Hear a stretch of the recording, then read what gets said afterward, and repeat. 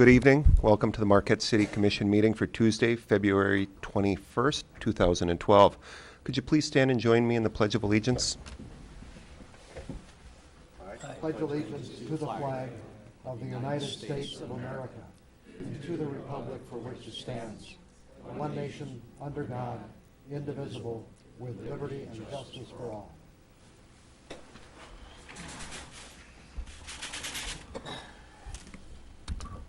All right, City Clerk, do you want to call roll, please? Yes, Your Honor. Mayor Pro Tem DePietro. Here. Commissioner Nemi. Here. Commissioner Ryan. Here. Commissioner St. Ange. Here. Commissioner Snyder. Here. Commissioner Stonehouse. Here. And Mayor Kivala. Here. All right, Commissioners, any changes to the agenda? Commissioner DePietro? Thank you, Your Honor. At this time, I'd like to add to the agenda the timber harvesting contract. All right, do we have support?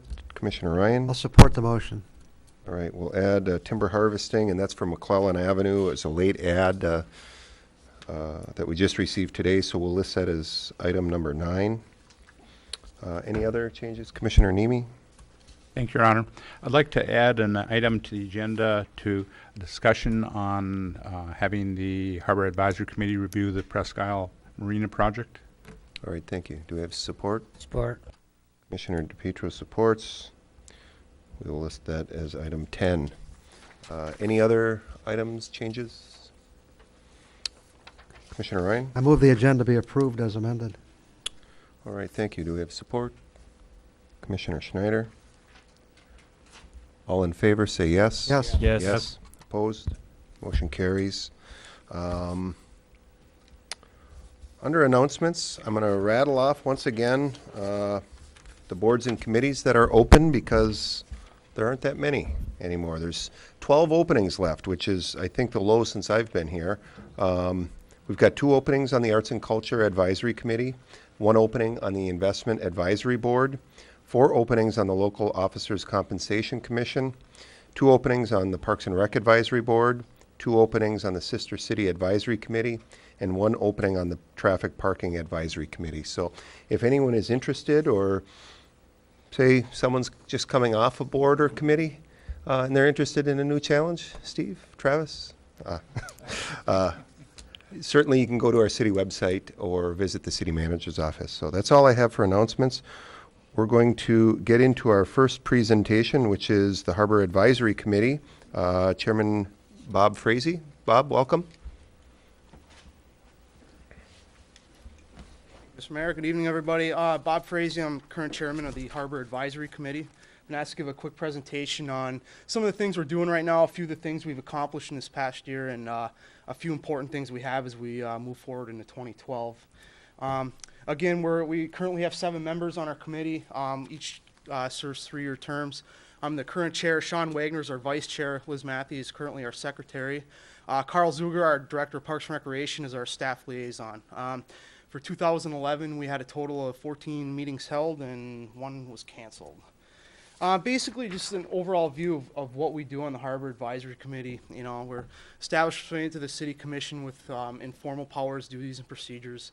Harbor Advisory Committee advises the City Commission on harbor development regarding both pleasure craft and commercial vessels, and of course on the operations of the marinas and the launch facilities. And, you know, basically what does all that entail? I would have to say we spend probably most of our time and most of our concentration on the operations of our Presque Isle and Cinder Pond marinas and making sure they're running smoothly both financially and operationally throughout the summer.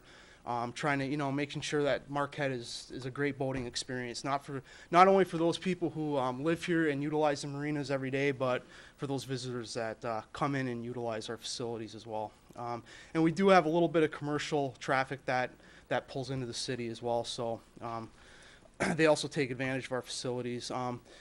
Again, like I said, we have 7 members serving 3-year terms, and our meetings are held at 5:00 p.m. on the 3rd Tuesday of every month, with the exception of November and December. Those meetings are held on the 1st Tuesday, working around the holidays. During the summer, we meet at the Cinder Pond Marina, and during the winter, we're here at City Hall. A few of the accomplishments I put on for this past year, for 2011. One of the big ones is the Presque Isle Marina project, which I'm sure a lot of people have heard about. You know, if it's an aging marina, we've had a lot of significant structural deterioration, not only of the marina structure itself, but the marines, the piers, the boat launch. We also have a silting issue, which raises or lowers the water level, I guess you'd say, but raises the silt. So we've also had to look at dredging the marina. Like I said, it's significantly aged and deteriorated over the past over the years. So the Harbor Advisory Committee, along with the subcommittee that was put together, has been very involved with putting together a actual phased project for that. And each year we do a different phase, starting with dredging and working our way into redoing the facilities. So we've been very significantly involved with that over the past year, and as we move forward to making sure that that progresses. We've actually had some recent issues brought up with that I'll hit on later in the presentation. Moving on, winter boat storage, new project we took on. We're currently utilizing the parking area adjacent to the marina. It's also shared with the Lower Harbor Park. We're allowing boaters to store their boats there over the winter. It's been a great project. It's worked well, and it's also generated money for the city. So definitely been a good project. Mooring field project, for those of you who aren't familiar with that, I did notice it's on the agenda tonight, actually.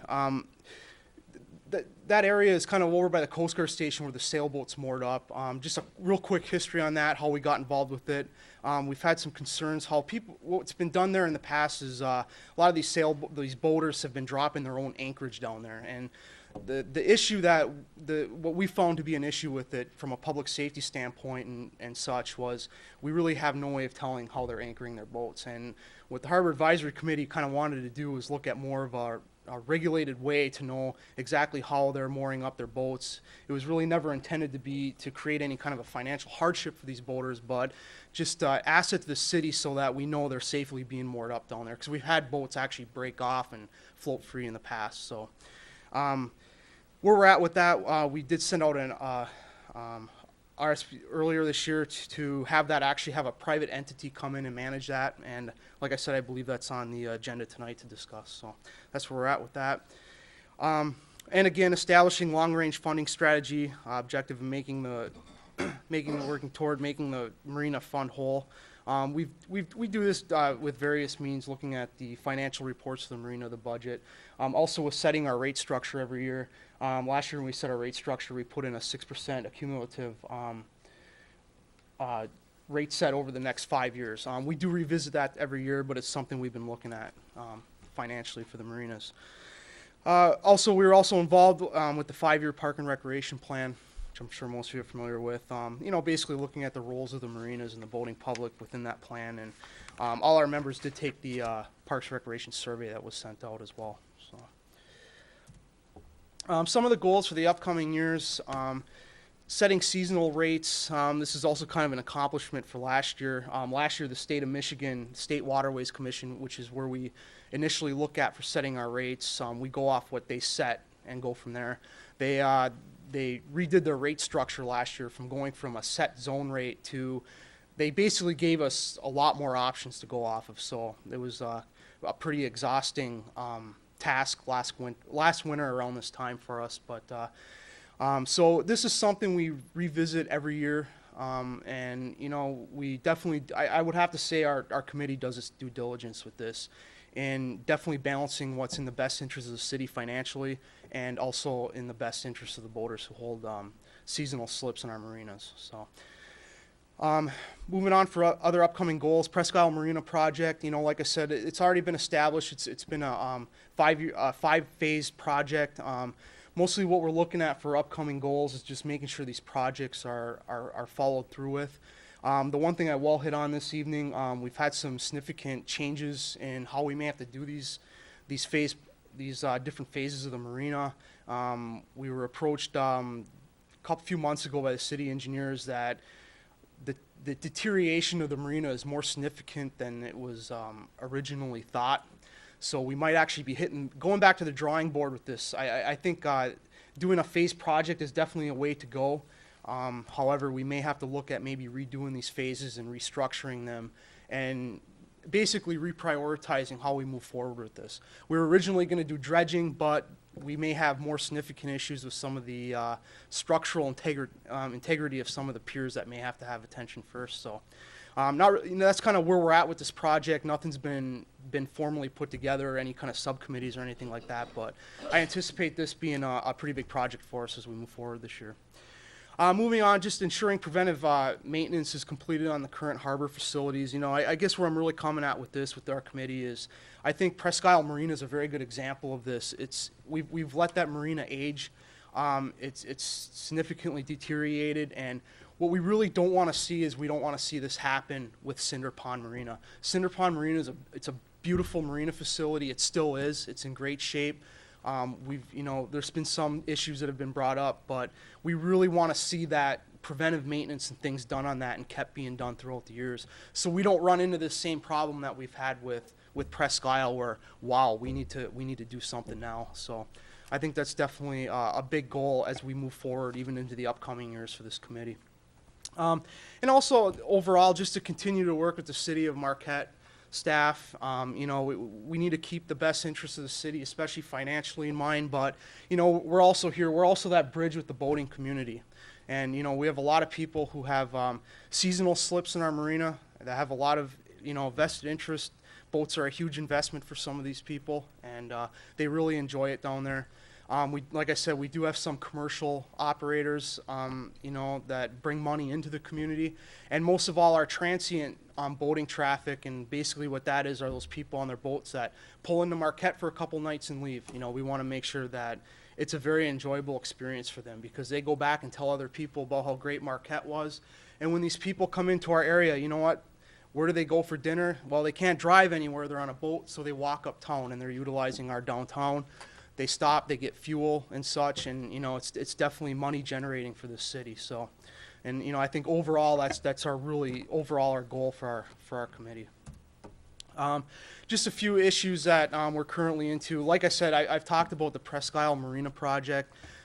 We've had some significant changes with that, and we're probably going to have to look at possibly redoing the phases, which might bring into redoing funding and such. The funding for that project, half is coming from the city, and the other half is coming from the State Waterways Commission. So this may become a pretty big project here coming up. And then, of course, the next two kind of go into each other. Funding deficiencies with maintenance and replacement needs. Like I said, we really want to try hard to maintain our current facilities, and so we don't run into the same issues we've ran into with Presque Isle Marina. And our boating community too, I've heard at a few meetings throughout the summer, from boaters, especially seasonal slip holders in the Cinder Pond Marina, that's probably one of their biggest concerns. Right now the marina's in good shape. There's been a few things come up that we've had to deal with, but they don't want to see the problems with Presque Isle happening down there. So we definitely want to work hard and continue on with that. So, at that point, any questions from? Do we have any questions? Commissioner Stonehouse? Bob, have you seen any increase in kayak traffic or similar human-powered craft in the harbors? Yeah, I have. I've seen a little bit myself, and I've actually heard from other people there have been significant amount of traffic with kayakers and things like that. We have had talk on the committee. Nothing's been done yet. Putting in, different resources for the kayakers to use, which we plan on looking at in the future as well, for kayak storage, for them to temporarily store their kayak, go into town, utilize the city and such. But yeah, we've seen an increase in that traffic. Thank you. Commissioner Ryan? Maybe this is too big a question, but I just have this belief that as we look at our marinas, that we should be looking at the whole picture, not just kind of one at a time. And, we're talking about a potentially new marina. We're talking about other marina assets we have, other docking assets. And yet we kind of, focus on these things individually. And is it something your committee could handle, to take a broader look at what are the needs of Marquette for marina facilities going forward? Yeah, absolutely, Commissioner Ryan. I mean, I think we definitely do this. What we have is what we have right now, and I mean, I think that was kind of the point I was trying to make with Cinder Pond. It's a beautiful facility. It's here. We need to maintain it, but absolutely, as we move forward, things were even brought up at our meeting tonight about utilizing some of the space on the walkway we have in front of the new hotel going up, and we're definitely always looking into the future as to what we can do in Marquette for marina space and utilizing our assets here. You know, we have a beautiful waterfront, and I think it's definitely important to this committee as we move forward to utilize it as best we can. And, you know, and I would see it as kind of a master plan for marinas for the city. I mean, what we're going to need in the future. And before we decide we're going to spend this much money here, you know, how does that fit into what we're going to do here and here and here? Right. Yeah, I guess, you know, as a Harbor Advisory Committee, right, we don't really have, I guess I would say, a master plan put out as to, you know, are we going to have a third marina someday down by Founders? Are we not? It's, you know, it's definitely been brought up and talked about, but I guess I will have to say there's really nothing really set in stone or a master plan looked at right now. Commissioner Schneider? Sure. I just have a question, mostly in the use of language. Your points emphasizing the Presque Isle Marina seem to be in different bullet points than our current facilities. And the language at least suggests that the thought process is different in handling Presque Isle versus current facilities, which may be Cinder Pond. And I'm curious if my interpretation of reading that is correct, and if there's kind of an attitude about they are different facilities and are receiving different attention, or if it is a holistic approach to dealing with all of them together. It's a little bit of both. You know, we definitely, both marinas are definitely treated equal. You know, it's not like, well, we look at Cinder Pond, it's downtown, it's closer to downtown. We like it better, so we're going to focus our attention and money on that versus Presque Isle. That's not the case at all. I think, and you're right for reading that, and it is put out that way, but we do need to look at them separately right now because, you know, Cinder Pond Marina, you know, we need to maintain it. We need to keep it up and running as it is because we don't want what happened to Presque Isle to happen to that. But what it is what it is with Presque Isle right now, and the fact that it's significantly aged, deteriorated, and, you know, like I said, we're actually running into some very serious structural issues, if not even public safety issues with it. And so we do, because of the amount of maintenance that's needed with that marina right now, we do need to look at it differently, like we're doing with our phase project and funding. But along with that, and that's why it's in here, I mean, we need to also focus on Cinder Pond and not letting that happen as like it did to Presque Isle. So if that answers your question. Commissioner DePietro? Thank you, Your Honor. Bob, getting back to the mooring field area, not the project, but all the boats that had been using that for many, many years, the sailboats by the Coast Guard station. I know a dive team had gone down there and cleaned up the bottom of the area there. I think to the thrill, the DEQ and the DNR. Could you explain some of the objects that they had used for anchoring their sailboats? Yeah, what we found down there is, and it was what really brought our concern to it in the first place. It's not like anyone's using a specific type of anchor. There's numerous things being used. There's everything from small barrels filled with concrete to old radiators, engine blocks. There's all kinds of different things down there. So, and nothing with anything specifying how much that it can anchor or hold, you know, depending on the weather conditions. So. We've seen a little bit of everything down there. Those are a few examples of it. But everything got cleaned up then? Well, there's still a lot down there. You know, we did clean a few things up, but there's still a few things that, as far as I know, still need to be brought up. But. Okay, thank you. Commissioner Ryan? I'd just like to add, I think your group deserves every penny you don't get. No, seriously, I really think you have a tough job, and you do a good job, and that's very beneficial for the city because you're kind of in the crosshairs between the city having to get its job done and the boaters having their interests, and we do appreciate your service. Thank you, Commissioner Ryan.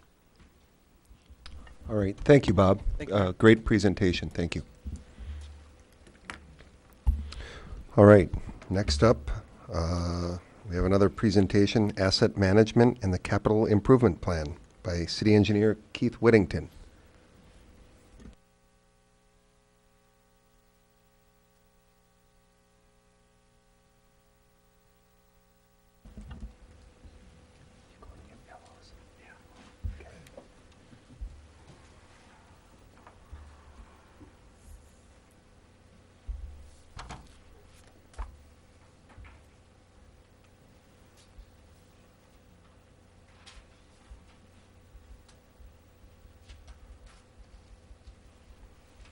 Good evening. I know some of you have seen this before. It's got a somewhat different twist this year, but some of the stuff is the same. And for those who haven't seen it, hopefully you'll get something out of it. This is my 2012 presentation for the City of Marquette Capital Improvement Plan. Just some assets that the City of Marquette has in their possession. You can kind of go down the list there. 98 miles is water main, 88 miles of sanitary, 90 miles of paved street, with bridges and culverts, bike paths, buildings, marinas, and so forth. Just like any resident here in the City of Marquette who owns a home or a vehicle, they have assets that are associated with it. Be it a house that's got their own plumbing, the roofs that need to be replaced, and so forth. The City of Marquette has to treat these assets in the same way that they need to be repaired and maintained and kept up. What is a capital improvement program? I won't read this whole paragraph, but what I have highlighted in yellow is important in this paragraph. It's a long-range financial planning tool, community needs, long-term future, improvements over time, and being able to afford them. Why have a capital improvement plan? Prevent reduced system failures, budget constraints, fiscal responsibility. What does the public own? Also helps to inform the public of what assets the city actually has. Maintain a level of service to our citizens that they're used to. And then provide vital support and health and prosperity for not only the citizens today and businesses, but for our future citizens and children of tomorrow. It also aids in the decision making. It gives the commission manager sound data. It gives the commission manager residents understanding the funding needs that need to be acquired to help keep the assets maintained and kept in a usable condition. Long-term planning. This one here is use limited funds where most needed. Prioritization. With the economy the way it is, this is becoming more and more important for not only the City of Marquette, but all municipalities. Provides incentives to look for alternate funding sources such as grants, low interest loans, and so forth. Provides maintenance crews with information on when and how a repair will be made, so they don't have to basically make a temporary repair knowing that it might be repaired within a short time after. So it's a communication tool also. Here's our asset management report card. You can see over here in this column here where you see my mouse, there's the targeted goals which are set up by the capital improvement plan. If you look over here at the very right hand side where my mouse is at here, you'll see on average how we've been doing to meet those goals. And overall, we're actually meeting most of the goals that they have planned for the capital improvement plan. So the City Commission being proactive over the years, this has definitely helped out to maintain our capital improvement plan. Keith, if I may for a sec, I'm not sure about the rest of the audience, but for me, I'm having a really hard time actually being able to read the screen. Okay. I don't know what kind of technical issue there is, but if we can resolve it, it would be nice if we could hold off for a sec to see if it can be resolved. Okay. Okay. Well, at least for the spreadsheets. Those are the hard ones to read. Why don't you keep rolling through? If we get to the fine print, All right. we'll hold up. Asset management through the capital improvement plan. There's some project lists that we actually have in the capital improvement plan, and these are based on infrastructure categories. We have total street and utility reconstruction. We have street structure upgrades, that's a hard word to say, street heavy maintenance, government building maintenance, and gravel streets, etc., bike paths, and so forth. This slide here, I guess, is important. This is in our capital improvement plan book that actually everybody can access off the web. This shows the sanitary sewers we have in town, and it shows the age and how many miles that we have per age criteria. I guess what is important here is to look at what we have in town that's at least 100 years or older, which is around 8 miles. Same thing for a water main. We got about 9 miles. This is a reason why you want to replace aged water main. You can see the corrosion here in this pipe. If anybody has a opportunity, if you go out to the bathrooms out here by the front entrance, you'll see a pipe display. And you can kind of get a better idea of actually what we come across every year when we dig up pipes. Shear breaks, corrosion is a big problem with water main breaks. Root intrusion, infiltration with our sewers. Not only does this cost the city money to treat it, but they can also end up in, having our sewer mains collapse eventually. Structures are old brick, need to be replaced, and then we actually have those cases where the pipe does collapse. In our street, we have 90 miles of street. Every year we go through and we rate our streets. We have a surface rating that we look at. I'll kind of go over that in a little bit more in the presentation here. But we rate our streets using a PASER rating. I guess what's important here is to look at, we have 2s and 3s, which are the, in the PASER rating system, are the streets that have deteriorated the worst. 10 are the very best. Also look here, you have 4s and 5s. These are streets that we'll kind of get into a little bit more detail in a little bit.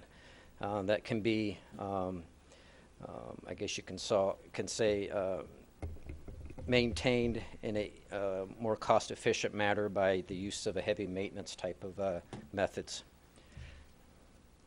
This is a typical spreadsheet that we have in our capital improvement plan where we have priorities broke down by street. That's based upon the age of water main, sewer main. It's based upon the PASER ratings of the street and so forth. We have about 10 years worth in our capital improvement plan right now.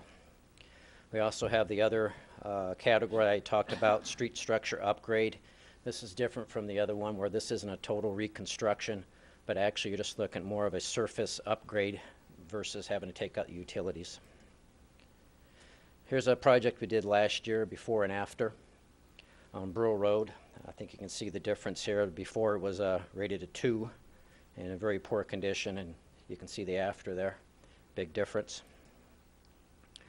Here's just out of our capital improvement plan, just a page where we have set up where we're going to be doing our heavy maintenance type of activities. When I say heavy maintenance, that's like mill and overlay projects. We've been doing those for the last 4 or 5 years with great success. We also have in town our bike path system. As most of you may know, we actually completed the final link on Lake Street last year to connect up the south bike path system. So that was a great benefit to the city. We have storm sewers we keep track of in the city. We also have our bridge structures.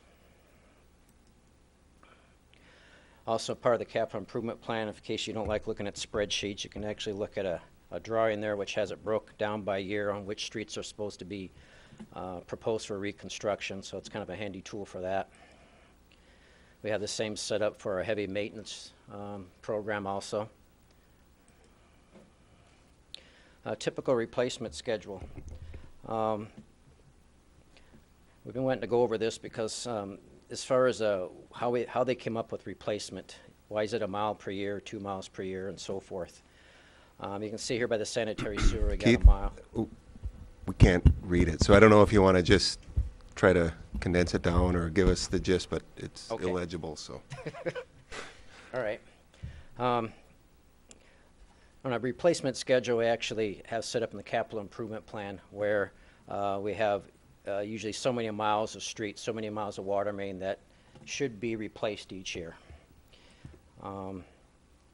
And we come up with typical construction costs based on last year's bid tabs, which are from average unit prices.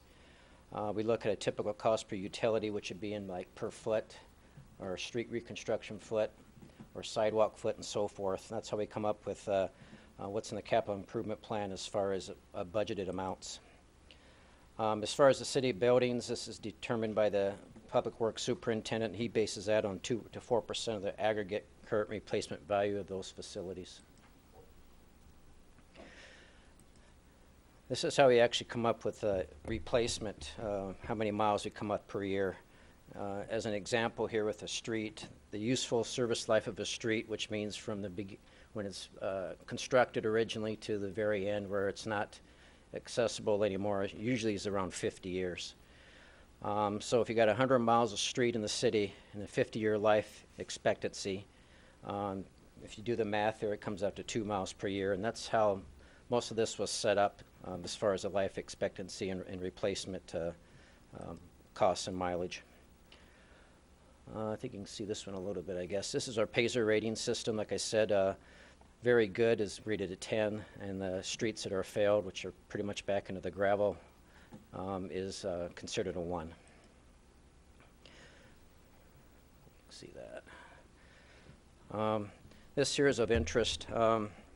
This is a typical deterioration curve.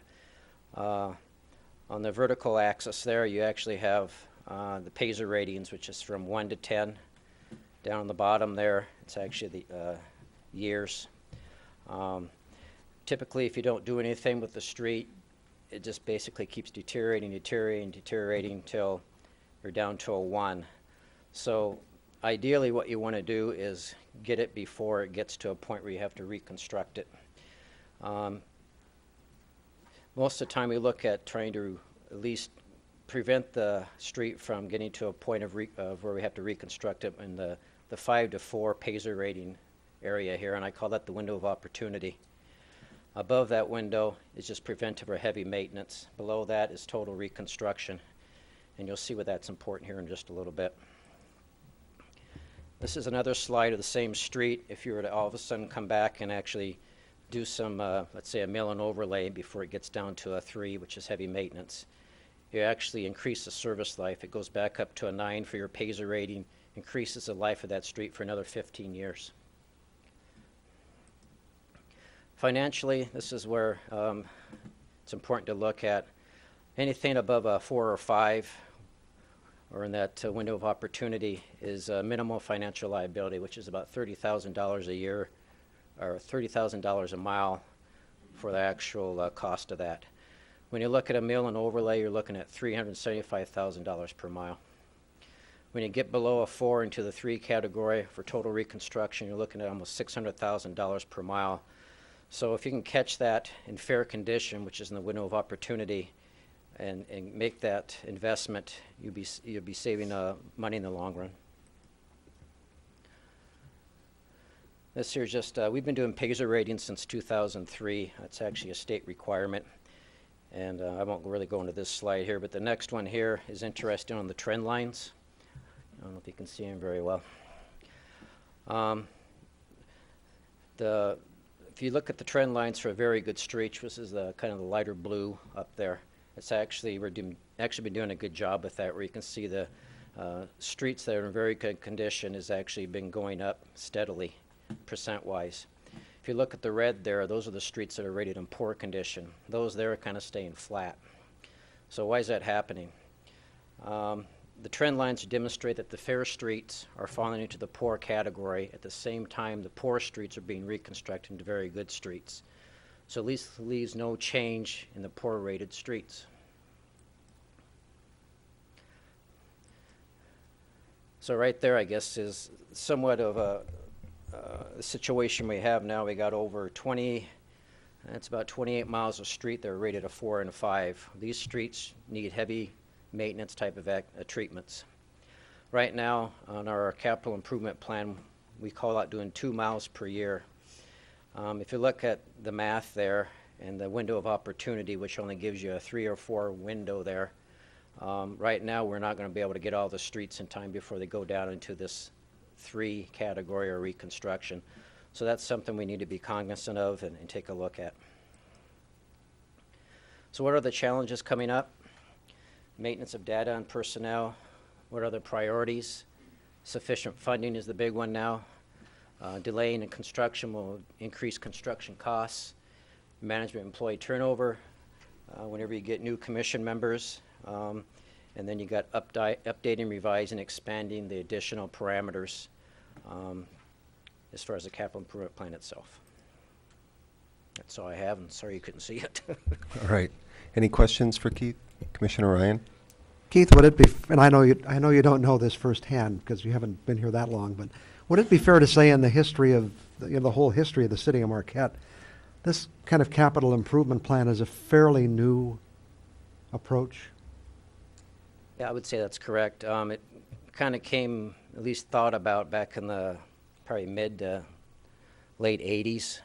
At that point in time, from what I hear, they were having a rash of failures on water mains and sewer mains. So they started thinking about, well, how can we be proactive and stop some of this from happening? And that's kind of how it progressed to where we are now. And if you kind of look at, how a city develops, obviously, we started with this core city kind of around the downtown and Ridge Street, and all these pipes that are wearing out now were new at the time, and we kept adding as the city expanded, but at some point it starts to catch up with you, and those old pipes start getting very old. Isn't it almost impossible to keep up with? Without winning Well, $1 billion yeah. lottery? That's to be practical. Yes, that's probably true. You try to make as much of a dent in it as possible. You try to take care of the areas that are showing the most failures. That might be the oldest pipe as far as the street surface, which streets may be the worst. Or you try to look at streets to save them before they get down into the 3 categories. So you got to look at all these parameters to make the right decisions and priorities and what how you want to spend your money there. And at least as far as residents are concerned, these aren't made on political basis. Your department and others really do a lot of study to determine where the problems are, what we have to attack, and really where we can get the most bang for our buck, especially with your explanation of the Pazer system and trying to get those roads done that are still at a point where if we do something now, we don't have to do some major repairs. That's correct, yes. Any other questions? Commissioner DePietro? With the infrastructure being out of sight and out of mind, could you tell the commissioners and the people that are here what the oldest infrastructure that's underground at this time and what it's made out of? I think we still have some 1880s or 70s water main in town. Most of it's on the east side. They actually, in our pipe display, have an example of an 1869 water main, the display out here by the back, but it's made out of cast iron, which is a brittle material, so it easily has shear cracking in it. Unlike today where they got material called ductile iron, which is a little bit more flexible, so it doesn't shear as easily. Okay, thank you. I just wanted to let the people know there's some pretty old infrastructure out there. Thank you. Thank you. Commissioner Schneider? Mr. Whittington, thank you for the presentation. At the beginning, you had mentioned that the capital improvement plan is available online Yes. on the city's website. Yes. Okay. I guess that would be it. So if anybody has questions on the presentation that was difficult to see, hopefully you can find it there. All right. Thank you, Keith. Next up, we have a proclamation, Marquette Community Entrepreneur Week. City Clerk? Thank you, Your Honor. Whereas Marquette Community Entrepreneurs Week is an annual event held to renew our commitment to supporting our community's entrepreneurs and celebrate their creativity, hard work ethic, and their willingness to take risk. And whereas during Marquette Community Entrepreneurs Week, we intend to bring entrepreneurs of all abilities together to work to make their communities a better place to live. And whereas Marquette Community Entrepreneurs Week showcases contributions made by the entrepreneur, as well as recognizing, understanding, and honoring the creative spirit of an entrepreneur. Now, therefore, I, John P. Keevala, Mayor of the City of Marquette, do hereby proclaim the last week of February as Marquette Community Entrepreneurs Week in the City of Marquette, adopted this 21st day of February 2012, and signed John P. Keevala, Mayor. All right. Thank you. All right, boards and committees. We've got a couple of members that are here that are outgoing members we need to recognize. So Travis Hongesto and Steve DeGoosh, if you could please meet me at the lectern.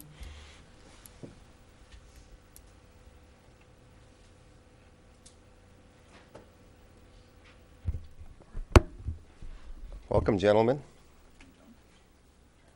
See ya. These two gentlemen have served for many years on the Planning Commission. Travis, I'm not sure how long you've been there.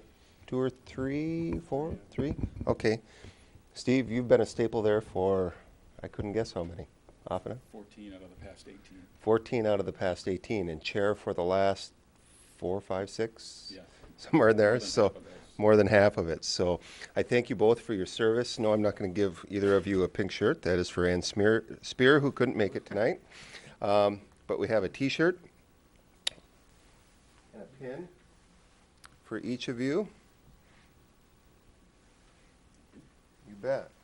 And a certificate of appreciation for each of you. Thanking you for your service to our fine city for so many years. You bet. And we've got a full slate of planning commissioners now. We're glad we had a bunch of good new members step up, so we look forward to it, and we look forward to maybe getting you back in some capacity. So, all right, thank you.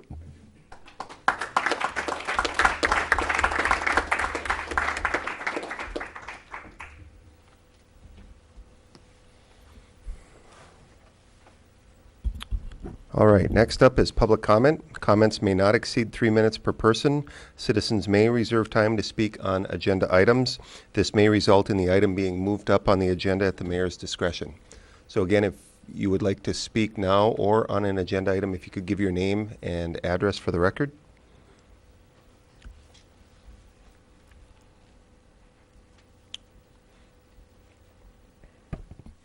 Good evening. Yorma Lankinen, 8 Marquette Drive.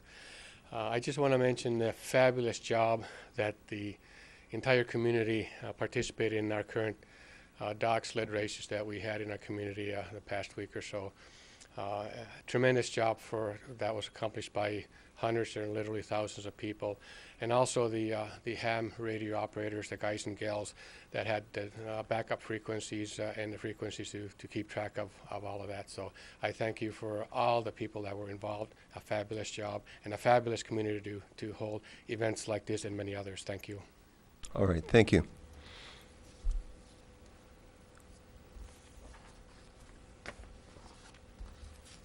My name is Chad Lewis. I live at 1723 Fitch, and I represent Lewis Marine Development, and I believe it's agenda item new business number 7 for the mooring field. So if you have questions, I'm here to answer them, and I'm more than happy to talk about whatever you'd like. So Okay, thank you.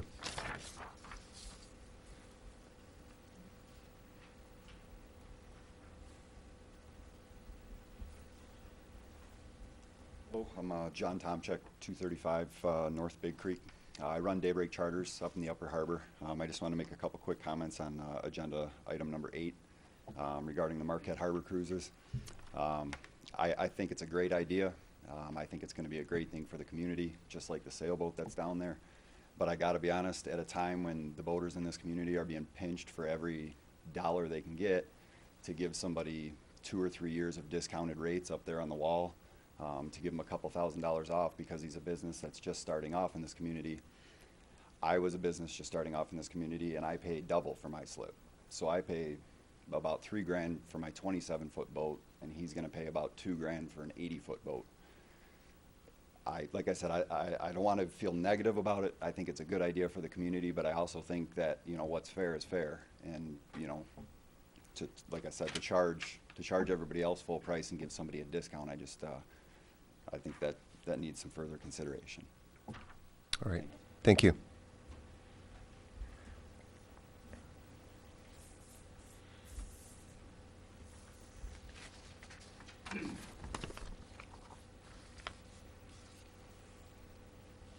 Hi, my name is Sarah Menzel. I'm at 524 East Ohio.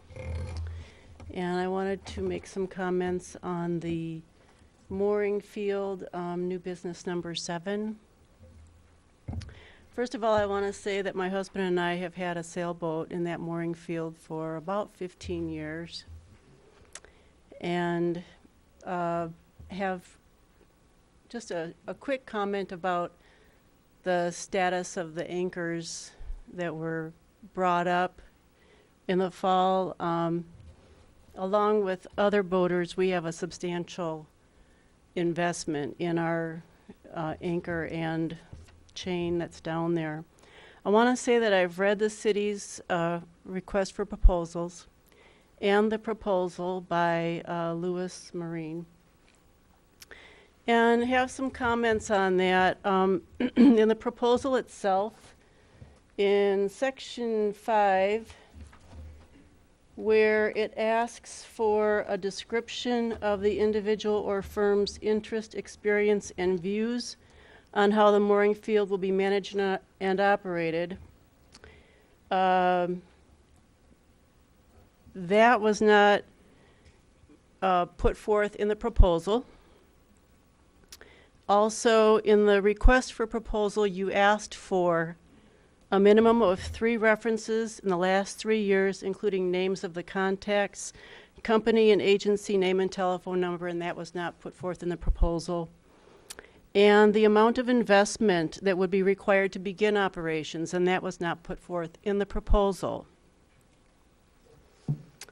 In section 2,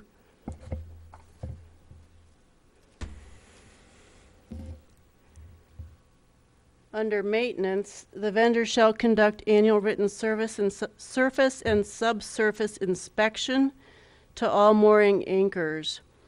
I believe that the experience and references of the proposed vendor would determine whether that person is qualified to make those inspections.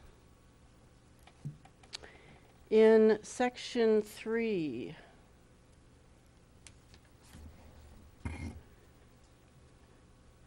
you ask for proposed compensation to be paid to the city.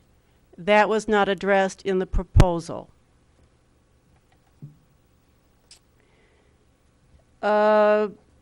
Of concern in the proposal, I know I only have 3 minutes, which is certainly just a tip of the iceberg of the concerns I have.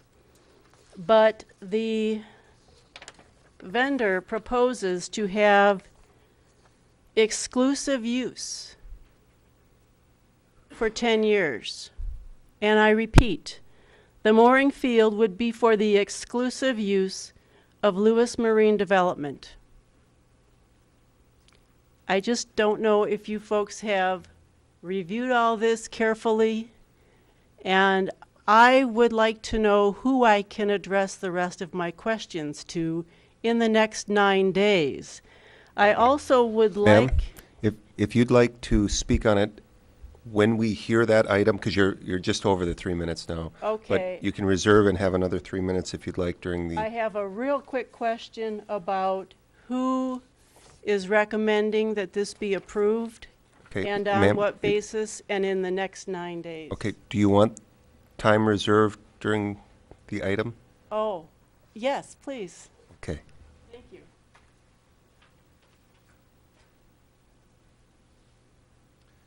Anyone else?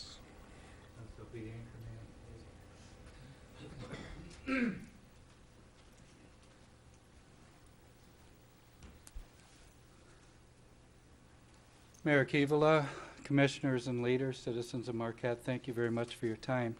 My purpose here today is to make one brief announcement and then give a brief history. I'm Michael Trickey, 811 Pine Street, Marquette. Thank you. Sorry about that. That's okay. And today I'm representing American Legion Post 44, and particularly the Marquette Area Veterans Memorial Committee. Well, this year marks the 10-year anniversary on Veterans Day of the original installation of that memorial at Harlow Park. And to honor the event, there will be a special 10-year ceremony on the 4th of July at 11 a.m. And so I would encourage everyone to please attend this year on the 4th of July.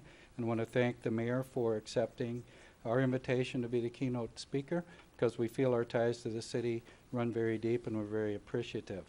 To honor a veteran this year from this area or with ties to our area, you may purchase an engraved paving stone that we refer to as a brick.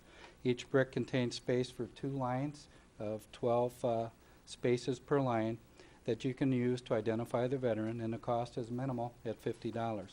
This project is perpetual, so one can participate all year round. However, in order to have your brick for your veteran in place for this 4th of July, you should have your application in by April 15th. You can pick up applications at the Range Bank, at the Legion Post, or also you can go online to www.superiorfishing.net. The entire project is online, including photos and a brick schematic, and your form you can find there. There are currently 1,875 veterans being memorialized there at this time. This year, if you want to put a small group in, we will honor a request to put people together. We usually don't because it's hard to keep track. And for additional information, you may call the Legion Post at 225-0781, ask for the commander or the canteen manager. Because it's a 10-year event, I would give you just a very brief history. What began only as a dream in September of 2001 became a reality on November 11, 2002, with the dedication of the Veterans Memorial at Harlow Park. The purpose of the project is to memorialize veterans in a prominent location.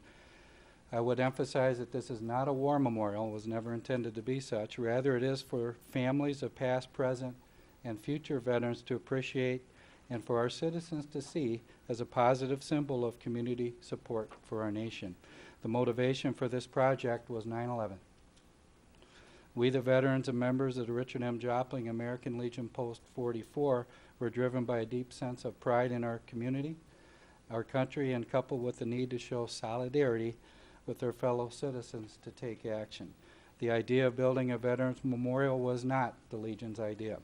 However, the concept of placing this memorial at Harlow Park was the Legion's idea. The Legion had adopted Harlow Park in 1980. Further, there was sentiment growing in the community at that time to build a Veterans Memorial at taxpayer expense at the linear park development, if we remember back when that was in planning and construction. Thanks to the cooperative efforts of the City of Marquette, the leadership of the American Legion, and an outpouring of community support, we were able to accomplish the mission. We are proud to report that no taxpayer dollars were allocated by the City of Marquette to construct this memorial. All funds were raised from private and corporate donations. The list is long of those who gave so generously to make the project possible. Please visit our post to see a lovely bronze plaque which displays the names of those individuals and businesses that made it happen. Thank you to our community, and please plan to participate in this project. Thank you so much. Thank you, Mike.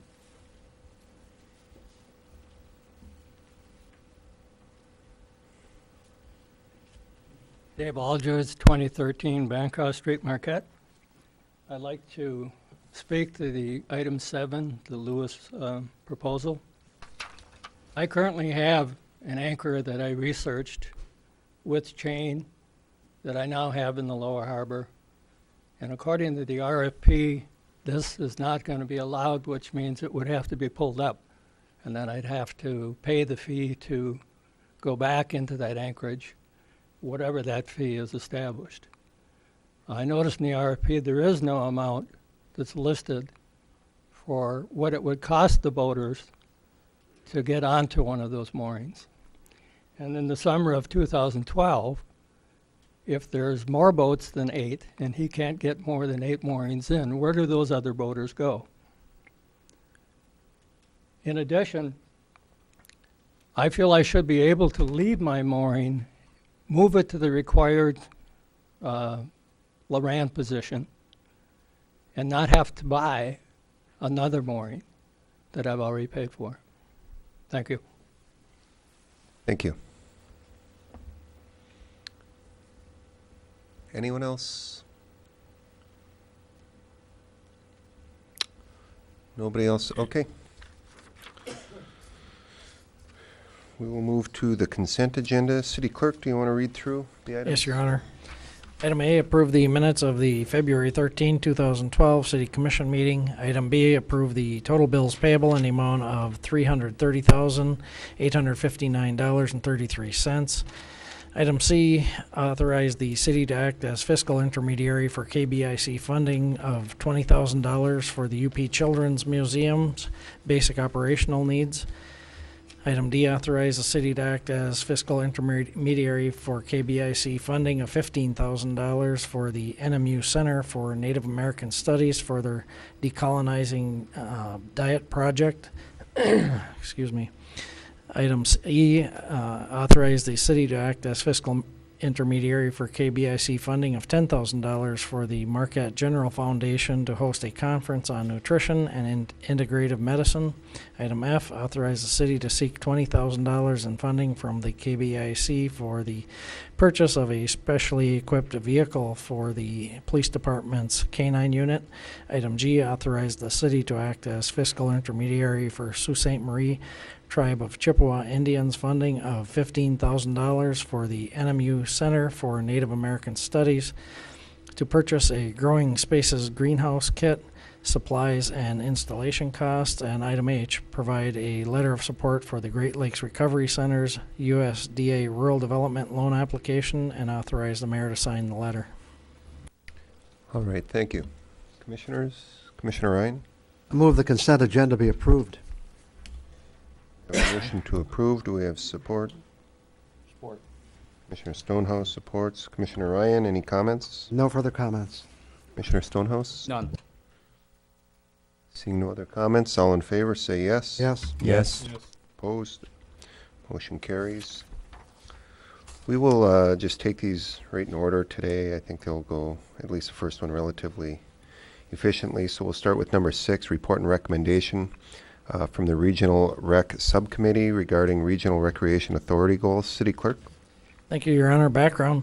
At the work session of November 30th, 2011, the City Commission met with elected officials from Chocolate Township, Marquette Township, and Sands Township to discuss the possibility of forming a joint recreation authority. At that meeting, the group agreed to appoint elected officials to informally examine options for establishing a recreation authority. On December 12, 2011, the Marquette City Commission appointed Commissioners DePietro, Nemi, and Snyder to serve on this interjurisdictional recreational authority subcommittee for a 1-year period. At the January 11, 2012 meeting of the Regional Recreation Ad Hoc Committee, the representatives of the respective jurisdictions were given the assignment to bring to the Ad Hoc Committee meeting on February 29th the positions of their governing bodies regarding goals and objectives. As a starting point for Commission discussion, the city's 3 representatives on the ad hoc committee suggest the following authority goals. 1, form a regional recreation authority that would be responsible for all parks and recreation facilities and programs for the city of Marquette, Marquette Township, Chocolate Township, and Sands Township. 2, residents of the greater Marquette community, city of Marquette, Marquette, Chocolate, and Sands Townships should all freely enjoy and have access to the recreation opportunities in the greater Marquette community. Item 3, the city of Marquette should sell those portions of the Heartwood forest land that are in the adjacent townships to those townships. Item 4, further preserve in perpetuity for recreation those areas of the Heartwood forest land that are identified for recreation. All commissioners are invited to propose additional goals for discussion or suggestions how the above goals might be improved. The full commission should have the opportunity to discuss and approve goals so that the subcommittee may appropriately represent the thinking of the full commission. These goals and goals of the other jurisdictions certainly are subject to much further discussion, negotiation, and compromise. It is anticipated that the respective positions of the jurisdictions will be brought to the quarterly meeting of the full governing bodies for further discussion. Fiscal effect uncertain at this time. Recommendation, discuss the proposed goals of the Regional Recreational Authority Ad Hoc Committee. Alternatives as determined by the Commission. All right, thank you. Commissioners, do you want to start with discussion or a motion? Discussion. Commissioner Ryan? I'd like to start with discussion, and I appreciate the invitation to offer comments on what's been recommended by the committee. And I really hope this doesn't turn into a debate. I think we're all probably have our hearts in the same place, but perhaps some concerns or different ideas as to how we get there. First of all, I think we have to be really clear on what it is we mean when we talk about, number one, that all parks and recreation facilities and programs for the city of Marquette, Marquette Township, Shockley Township, and Sands, particularly in the city, I think it's important that we get input from citizens, because I really believe in the idea of a recreation authority, and I believe that there can be great benefit to if it's all-encompassing, but I think it's important that citizens be aware of what that might mean. For example, I think there are some areas out there that I'm not sure what the committee has in mind, but or what the committee would, what the community would think about it. But some that certainly come to mind are Lakeview Arena, the marinas. You know, are they considered part of this study? Presque Isle. You know, some of these facilities, if you want to call them that, there's a strong sense of ownership in the community, and you know, I think it would be good to have community input early on in the process to see what citizens think about that. Second is the inclusion of the word programs. I think most of the programs that we have at these facilities are probably carried out by volunteer groups. And I'm assume we're not suggesting this authority is going to take those over. I don't think the city or the townships do much programming, but you know, we have the soccer group, the hockey groups, the youth baseball group, a lot of other groups that really run the programs at these facilities. So I think we have to be careful how we phrase that. Third is, goal number 3 says the city of Marquette should sell those portions of the Heartwood Forest that are in the adjacent townships to those townships. This has been kind of an ongoing debate and a hot point for me, or hot subject for me. The only thing I would say is, you know, that I know we all have this concern that the city of Marquette carries a certain amount of debt, and that if we can find ways to reduce that debt, that it's a positive step forward. But I don't think that just selling land for the sake of selling land is necessarily a good thing. You know, the citizens of Marquette paid $5 million for that land. And I think it's important that if it is sold, that the city receive fair value back for it. There are those who might say that perhaps a previous city commission made this decision. Some might say perhaps they paid too much. I think they were faced with a situation of take it or leave it, all or nothing at all. And I think they made a brave decision. And personally, I think it was a good decision, because it wound up protecting an area which is very important to a lot of people, not only in our community, but in this area. So I think if we're going to sell land back, you know, I think it has to be somewhat in line with what the citizens of Marquette paid for it. I mean, if we bought it for $5 million and sell it for $2.5 million, I don't think the citizens are coming out of it. And those are just made up numbers, but just as an example. The other thing I will say is value is not just measured in dollars. And if in fact some of these lands are incorporated into a major recreational facility, I think, you know, that does account for some of that value. Which brings me to my last point, which is the goal is to further preserve in perpetuity for recreation those areas of the Heartwood Forest that are identified for recreation. I guess I would like to see us make a much stronger statement. I thought our goal was hopefully to create a world-class outdoor recreation area and nature preserve, not just to preserve some land. And I think there are ways to do it. I understand the township requirement that if they're going to be part of it, they want to own the land. And I think there is a way to accomplish that. But I think it's not just a matter of preserving some land. I think it's a matter of really dreaming a little bigger and doing something very special out there. And those views were just reinforced with a couple of points lately. Big discussion now about what's going to happen with the future of Marquette General Hospital. It could be a very positive development. You know, we may see this facility out looking to attract professionals to our community. I think these kinds of developments are the things that make a community special. So I think, you know, there are just so many reasons why we should really make it clear that our goal is to create again, what I would call a world-class nature preserve and recreation area. So I'll kind of leave it at that. I've talked a lot, but those are some thoughts I have. Any other comments? I guess I look at this, and I don't disagree with you, Don, but I look and say, we've got 3 elected officials on a board with many elected officials from different municipalities, and I look at these 4 items as, you know, the sides of the road. You know, they're wide parameters. I think if we try to narrow down what exactly we want and what we want to see, and give them specific marching orders, you know, A, how long is that going to take for us to come up with those, seeing we've been looking at this issue for 6 years, and B, what does that say to the partners that we're sitting down at the table with negotiating?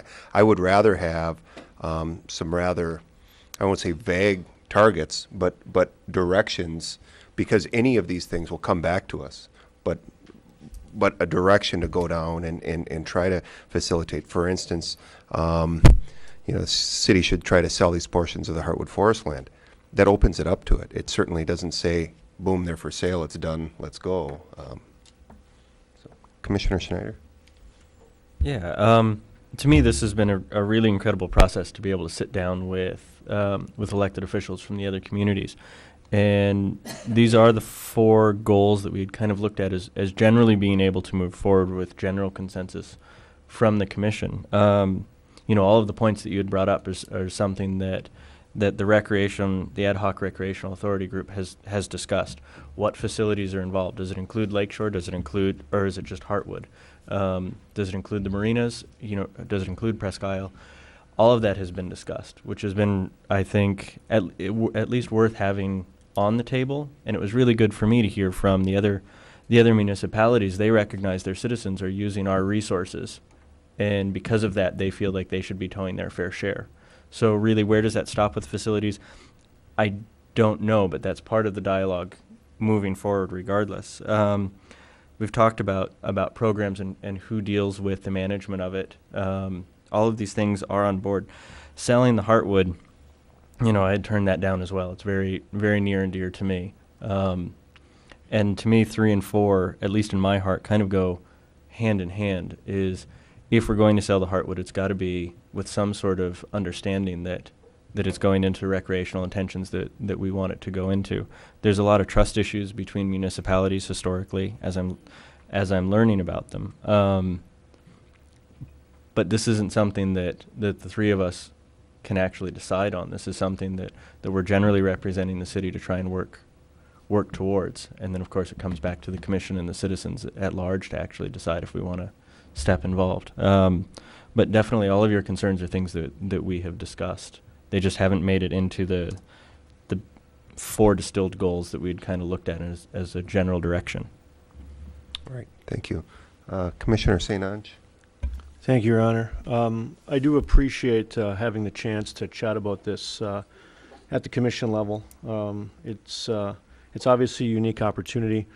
I made comment in the past that a number of years ago I was a member of the Lake Superior Community Partnerships Executive Committee, and one of the things I was tasked with was the notion of a recreation authority way back before the Heritage Trail came as an offshoot of that. The recreation authority concept back then didn't go anywhere. We could not get collective buy-in for a lot of different reasons. Maybe some were political, maybe some were financial, but it was difficult to get traction. From that came a very good project, being the Heritage Trail. And I think the Heritage Trail shows that communities, when they sit down and are logical, they can come up with great projects.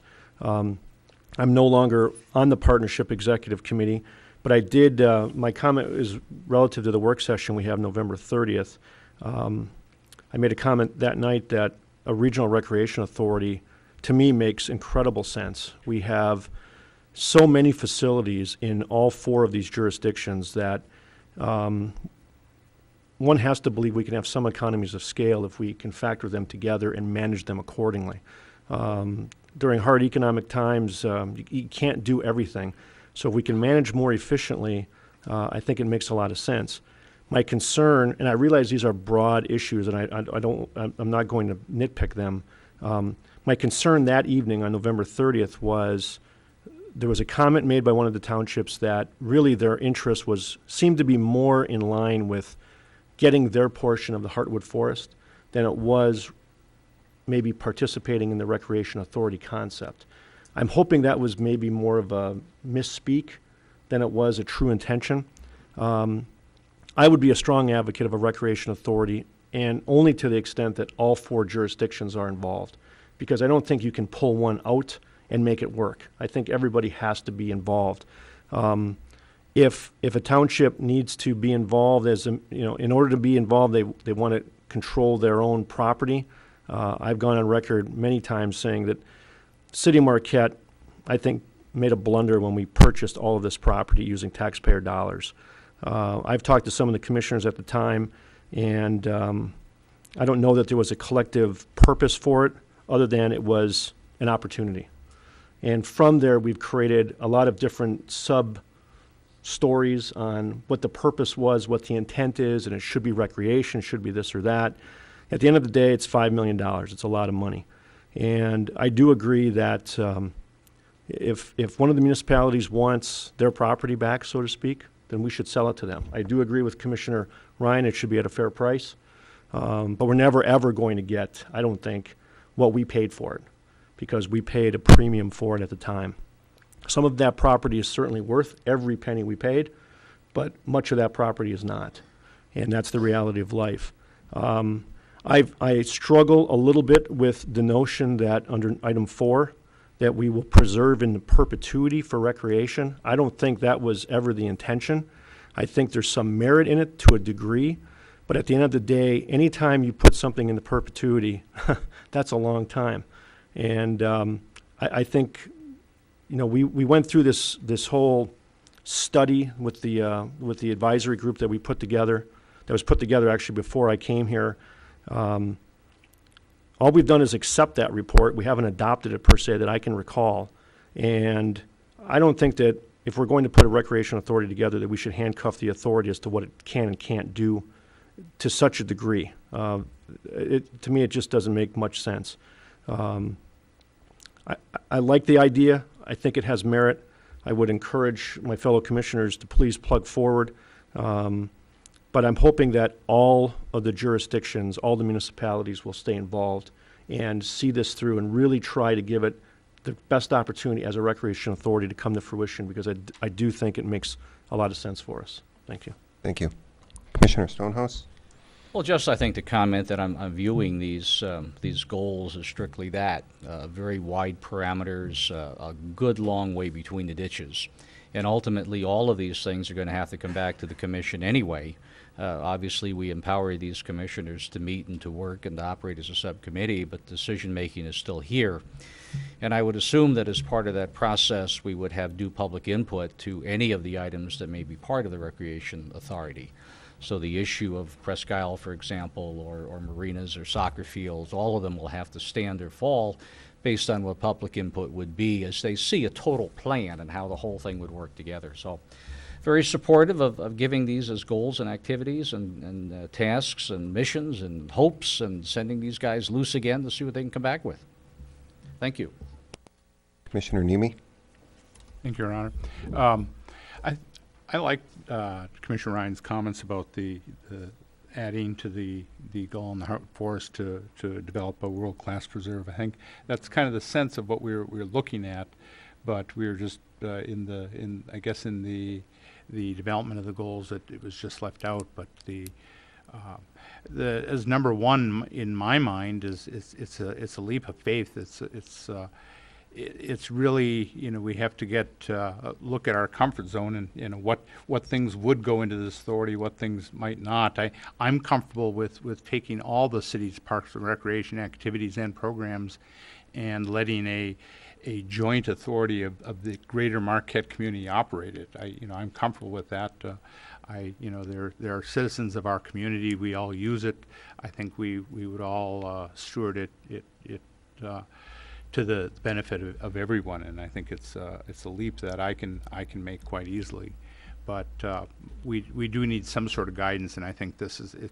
the discussion tonight is very valuable for us as we go forward and meet with the jurisdictions, and it's going to be a long process. It's going to be a lot of give and take, and a lot more where people have to determine exactly what direction it might go, and hopefully we'll keep moving forward with it.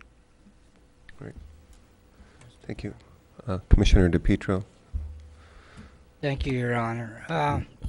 Actually, November 30th, 2011, I felt was when history was made, when you got 3 townships in the city of Marquette sitting at a round table talking face to face. This would never happen years ago. There was so much distrust out there. But after the November 30th, January 11th, 2012 was our first meeting. And one of the goals of our first meeting was just to open dialogue with everybody and put our thoughts out on the table. So actually, this is just the beginning. And there's going to be many, many more proposals that are going to come back to the City Commission, as it also will go back to the surrounding townships. But to me, I feel this is the closest we've ever been together with 3 townships in the city of Marquette working face to face. Thank you.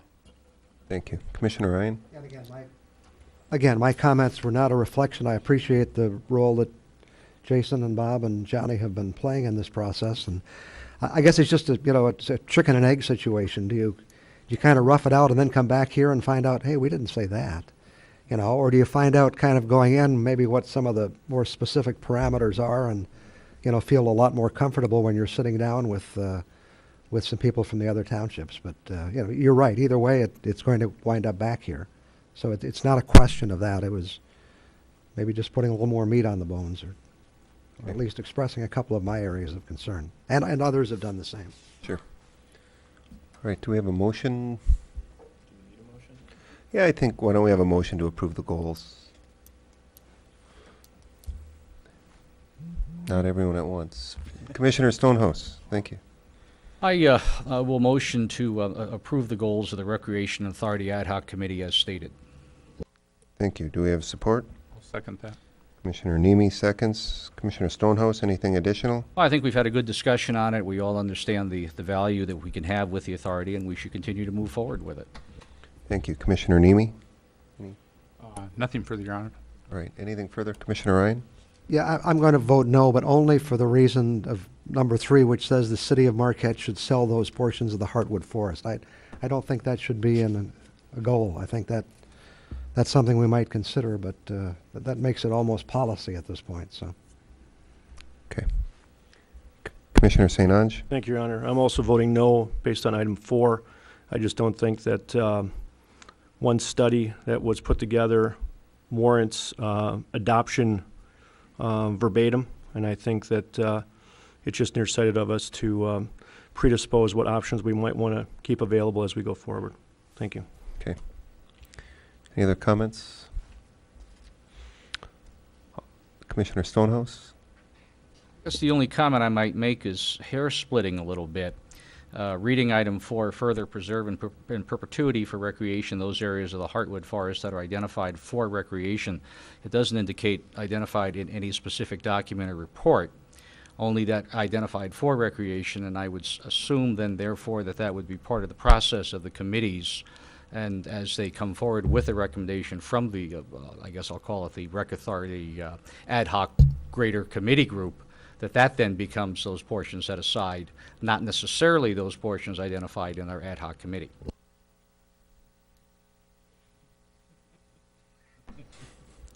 You want some syrup for that waffle? A couple strawberries, a little cream. All right. Any additional comments? All in favor say yes. Yes. Yes. Opposed? No. Motion carries 5-2. Number 7, report and recommendation from the city manager, Lower Harbor mooring field development. City clerk. Thank you, Your Honor. Background: the city received approved permits from the MDNR and Department of Army of the Army Corps of Engineers to establish a 21-site mooring field by December 31st, 2013. Staff drafted an RFP for implementation, operation, and maintenance of the field. The RFP was advertised on December 16, 2011. Bids were open on January 20th, 2012. The city received one proposal, Lewis Marine Development. It is the intent of the proposal to begin installation of 8 moorings this winter and to be operational by spring 2012. The proposal features a phased build-out plan that will require staff to amend the permit term. Staff will pursue permission from the regulatory agencies to amend the permit to accommodate the phased build-out upon approval of the formal agreement. The city will require a performance bond that can be exercised at any point within the agreement to ensure that all aspects of the project are realized. Fiscal effect, there will be no city funds dedicated to this initiative. Recommendation: approve the proposal from Lewis Marine Development to install, operate, and maintain a 21-site mooring field in the Lower Harbor for a period of 5 years commencing March 1, 2012, with an option to renew for an additional 5 years, and direct the city attorney to draft the agreement. Alternatives as determined by the commission. All right, thank you. And ma'am, is it Menzel? Okay, you had asked to reserve some time, so we've got an additional 3 minutes. And if if you have questions, you can ask them. We can't necessarily answer them while you're there, but we'll try to address them during our discussion. So. Well, I guess just to reiterate my concerns, moorings being inspected, we don't have any knowledge of Lewis Marine's past experiences with mooring boats. In that particular anchorage, that is a particularly not a protected anchorage by any means. I'm concerned that the recommendation is to accept the proposal that would begin March 1st. That's 9 days away, when you folks don't have what you requested in the proposal. That concerns me, that you don't know how much is going to be asked as a fee. We don't even know if the boats that have been there for 15 years would be allowed to moor there again, because the proposal says it's exclusive to Lewis Marine. I'm getting emotional here. We've got a huge investment in our yacht, in our boat there. And we have also researched and invested several $100s in our anchor and chain. And I hesitate to tie my boat up to something that I don't know what it's going to be. I don't know who's going to inspect it and what their experience is in setting moorings and inspecting them. And I just don't think you've gotten the answers in the proposal that you requested. And to have the recommendation be to accept it, in my opinion, is appalling. It's really about all I've got to say. Okay, thank you. I'd like to hear your comment.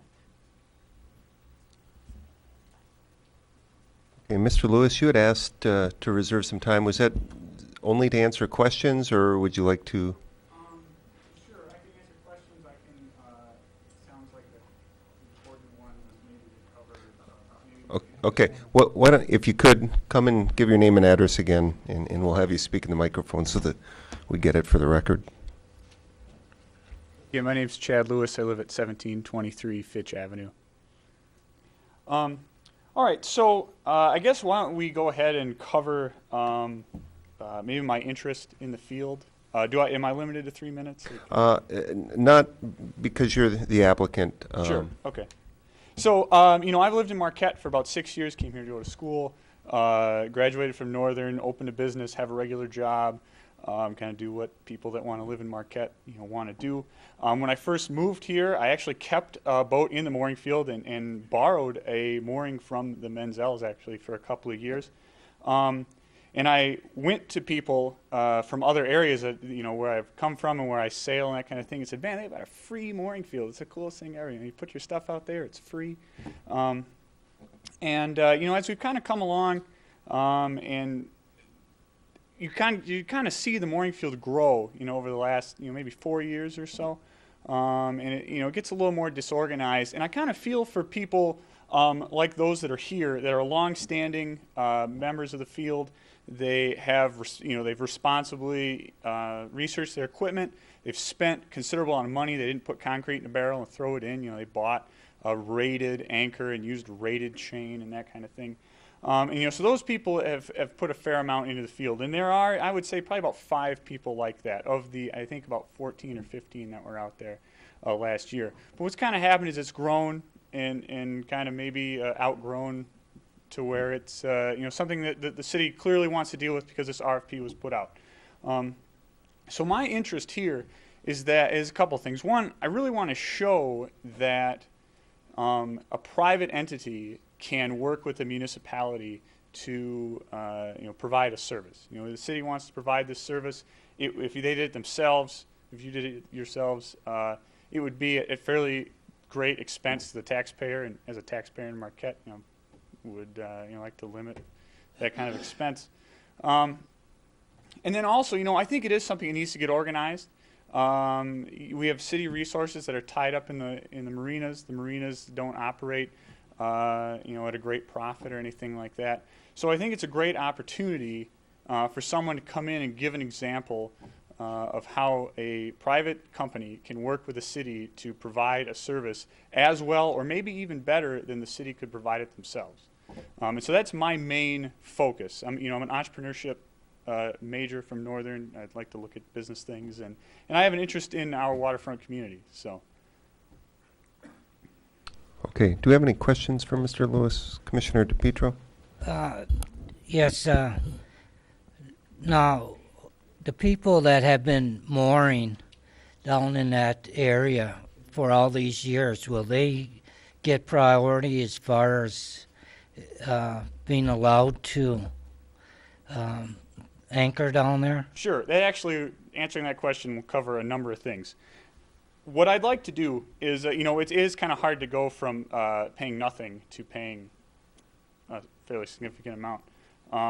So what I'd like to do is first give everyone who's moored there an opportunity to actually moor at a discount for the period of my my lease. All right, so we'll use the first 5 years. So what I'd prefer to do for those people that have moored there before, if they're able, they could pay a discounted yearly rate if they paid it up front. A significantly discounted yearly rate if they paid it up front. And that's something I'm going to extend to all previous moorers, or anyone coming for the first time could even do that. But particularly first-time moorers, if they wanted to come for a significantly discounted seasonal rate, they could pay up front for that 5-year period. And then, I really wish there was a way for people who have spent money on a legitimate mooring anchor to have them reuse it. And the problem is that given the RFP and the terms of a contract we would sign, I would be liable, or my business would be liable for their piece of equipment.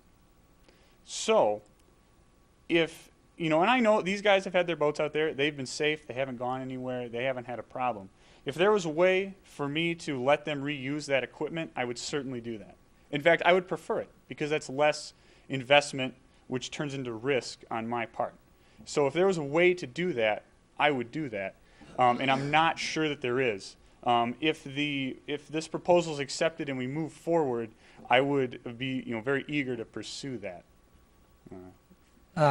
Next question is mooring equipment. Sure. I see that everything you're going to be using is U.S. Coast Guard approved. Could you Now, some of these people had questions about they don't know how, Sure. you know, what kind of equipment you're going to use to anchor. So could you address sure. that? I think the question is probably more of the maybe my ability to install it. But the equipment we're going to use is a Helix screw-in anchor. Have you ever seen the way that they anchor a utility pole? You know, they screw in a big thing. It's very similar, except I believe utility poles are a cast rod, and these are actually a forged rod. I believe their breaking strength at the loop is like 30,000 pounds or something like that. And so it's, you know, it has a 10-inch disc and kind of like an ice auger almost, and you screw it down in. Given the size of the boats we're allowed to have, we can actually get a hand screw-in model. When you go to a larger size, you actually have to screw it in with a hydraulic driver off of a barge. But given the size of the boats and the size of the mooring circles that the city has decided they want to use, we can use a hand screw-in mooring anchor. From there, you know, these are all rated galvanized shackles, 43 proof, galvanized chain, sized appropriately based on, and I forget the standards for marine parts and that kind of thing, but they've got standard sheets. You can actually find this stuff online. If anybody's interested, if you go to inlandmarine.com, they actually have a really nice a couple things. They show you how to set up a mooring. I'm duplicating their recommendation. And then they also give load ratings based on the wind and the size of the boat for what kind of strength is required out of a mooring given a certain wind speed. Helix moorings, if you research any of this stuff, Helix moorings have the highest hold strength of any mooring you could have. A lot of what people are using now is like a heavy, just some weight out there, some concrete or something like that. And the mooring anchor we're talking about using, its compared concrete block is about like 6,000 pounds or something like that. So, it's the best thing you can use to moor a boat. Well, that's one of the things I wanted you to touch on, so these people will know that everything you're installing is going to be proper equipment for the size of the boats. Thank you for doing that. Commissioner Schneider? Sure, just a few questions. What is your experience installing mooring anchors? My experience in installing moorings is virtually none. Most of my experience as it pertains to this area is in general boating experience, and then also commercial industrial construction and that nature. Okay. Will you be hiring somebody to do the installations who has experience, or are you going to be doing them yourself? No, we're actually going to do it ourselves, given the nature of the anchor that we're going to use. If we had to go to a larger size, we would have to have it professionally installed, which we did actually look into if we happen to go that route, what that would cost, and it's fairly significant. So. Okay. I've also heard that depending on the type of I guess what the ground surface is, something could be rated as a really good anchor, but not necessarily hold up, depending on what you have for the ground, whether it's mud, whether it's stone. Sure. Yep, that's a great question. The thing about Helix anchors is their holding power is based on the amount of torque used to put them in. And so considering that we're going to put them in by hand instead of with a hydraulic driver, the example is that you should have to use about a 6-foot long lever to screw it in, and as long as if you can do it with that and nothing smaller, then you have a sufficient holding on the bottom. We also have ways which we'd like to do to, after some of these are in, to test their pull-out strength from the shore, so we can actually confirm once they're in that they're doing their job, and that's the intent. Okay, now we're going to be going from a mooring field that has been free, and we've had associated problems with that. What kind of rate structures are you looking at? Well, this is kind of what we're looking at right now. Until this is approved, it's hard to say, but I can give kind of some general numbers. First of all, I don't think they should ever be more than about half of the price of a slip that the city has for an equivalent boat. I believe the cheapest dock you can get right now is in like the mid 900s, if I'm not mistaken, going up to about 1500. And so, you know, we're trying to keep it right around, for most boats, it's going to be at a maximum like in a 550 range for like a bigger boat. Given the way the mooring field's been drawn, about the biggest boat we can handle out there is a 30-foot sailboat, just because of the scope that's on the thing. There are boats in the community that are actually in the mooring field that are slightly longer. I think there's a 31 and a 32. I think we would make exceptions for those because they're long-standing boats. So, and then did I answer your question completely? Yeah, and then the last question that I have is regarding transients. A lot of the people that use it are coming through, spending 2-3 nights in town, moving on. You know, to me, I know very little about boating. It's not something that's been a part of my life, but I do see a lot of transients come through, and I'm curious how you're going to handle Sure. that, especially what are we as a city, or have you had conversations as a city, what are we going to do if it's full? Well, and you know, that's kind of that's a great question. So a transient boater comes into Marquette, they have to contact the harbor and, you know, say they're coming in. Typically, they would go into the marina. And so when it comes to transient boats, until the mooring field is full, I've kind of, in discussions I've had with Carl, I've said that, you know, we can leave one open.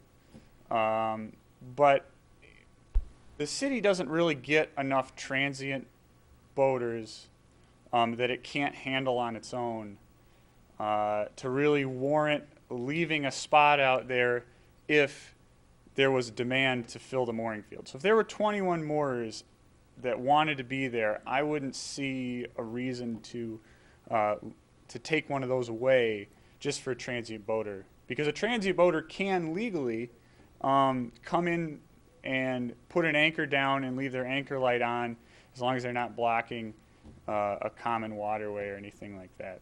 So they just couldn't do it in the mooring field area anymore. All right, thank you. That's it, Your Honor. Thank you. Commissioner Ryan? Just, you know, are there some benefits your customers are going to receive, you know, for what, Sure. above and beyond, you know, what they have already? Sure. Well, that's a great question. I think probably the biggest one is that right now there isn't anyone responsible for one person. You know, if someone goes out there and puts down their own stuff, that person is responsible if you can track them down for any kind of failure. In this case, you know, I'm responsible for the failure, and so we will ensure, because this is a business, that our equipment is safe, it's put out there properly, it's spaced appropriately, everything meets a proper standard. So the safety in general, the safety and organization will go up substantially. That's kind of number one. Number two, I'm going to put in a dinghy rack for people to store their whatever boat they use to get out to their boat, and then also put in a short dock so that you can get on your boat, you don't have to get wet, that kind of thing. I've also asked, and I think this is a negotiating point, that some kind of parking be given, even if just for unloading and loading, so that people can get down to the beach and they can, you know, put their lunch in their boat or their gear or whatever, and they can go out there. Maybe they got to go park their car somewhere else, but they can at least get close legally and you know, put stuff into their dinghy and go out to their boat. So, you know, those are kind of the big issues there. Thank you. Commissioner Stonehouse? Got a few questions. Sure. Sure. Oh, fire away. Are you going to do any daily rent moorings? If a spot is available, again, you know, I think in this first year, I know another question came up. We'll kind of tie them together. In this first year, we could put in all 21. In fact, I would prefer that we put in all 21 right away. It makes more sense. It spreads out fixed costs. It's a better deal for everybody for me to put all the moorings in right away. So putting them all in initially is not a problem. But if they're not all full, you know, I would be willing to leave. I'm planning on leaving 1 or 2 extra available, and until they're full, you know, we'll leave 1 or 2 available for daily renting if people want to do that. Okay, so a transient arrives in Marquette. He looks at the mooring field and he sees some empty moorings. Who does he contact and how does he contact to say, I want one? Sure. Well, the Coast Guard actually requires that I put information to that effect on the mooring ball.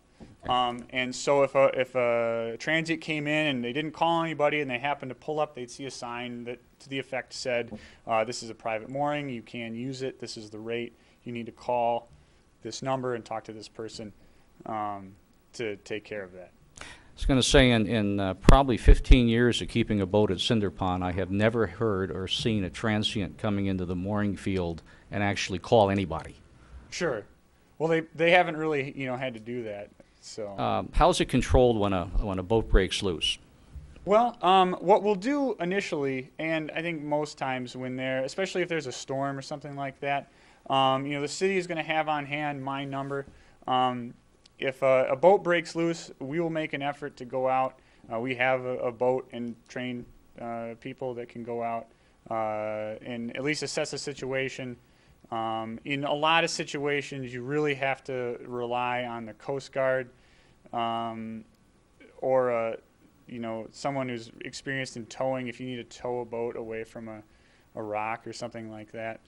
Okay, in simple terms then, let me see if I understand this. You're going to carry insurance that would cover any damage done to a boat when your mooring fails. If my mooring fails, my insurance, per the requirements of the city, if it fails and it's my fault, my insurance covers the damage to the boat, liability, if someone's injured, damage to property, all kinds of stuff. It's very expensive. Okay, but the line from the buoy to the boat belongs to the boater, right? Absolutely. Okay. How are you going to put the change out to the transient boating community? What's that? The transient boating community right now is used to coming in the Marquette, making a right-hand turn at the breakwater, coming down, dropping their hook in that old anchorage field. How will you let them know that that's now privately operated? Well, I believe as part of the permit, once this is established, the coordinates have to be given to the Coast Guard, and it actually would go on the chart. And then failure to abide by that chart would actually be a Coast Guard associated issue. I was thinking in terms of putting the word out or the change out to the Great Lakes sure. cruising Well, they guides, actually, clubs related. Okay. Yep, the Coast Guard will also do a notice to mariners, which they do regularly. What would prevent a transient from coming into the field and simply putting his hook down? Nothing would prevent them. I mean, you know, nothing would stop anyone from doing that. But if something like that happened, the Coast Guard or, you know, the city police or, you know, harbor master would be able to address that and move that boat very quickly. And that is something that we would personally watch to ensure things like that aren't happening, and then report it to the appropriate authority. You mentioned storing the dinks. Where are you going to do that? Well, currently the city owns property on the beach kind of due north of where the mooring field is. You can probably see it on the map if you got it in front of you. And currently people are just storing their dinghies there, kind of laying them out on the beach. And so that is the area that we would use. Would that engender then a different lease agreement with the city to be able to do that, or is that something I missed in the original contract? That, I believe it's, part of that is in the RFP, but I couldn't tell you where or the direct verbiage. Thank you. Commissioner Nemi?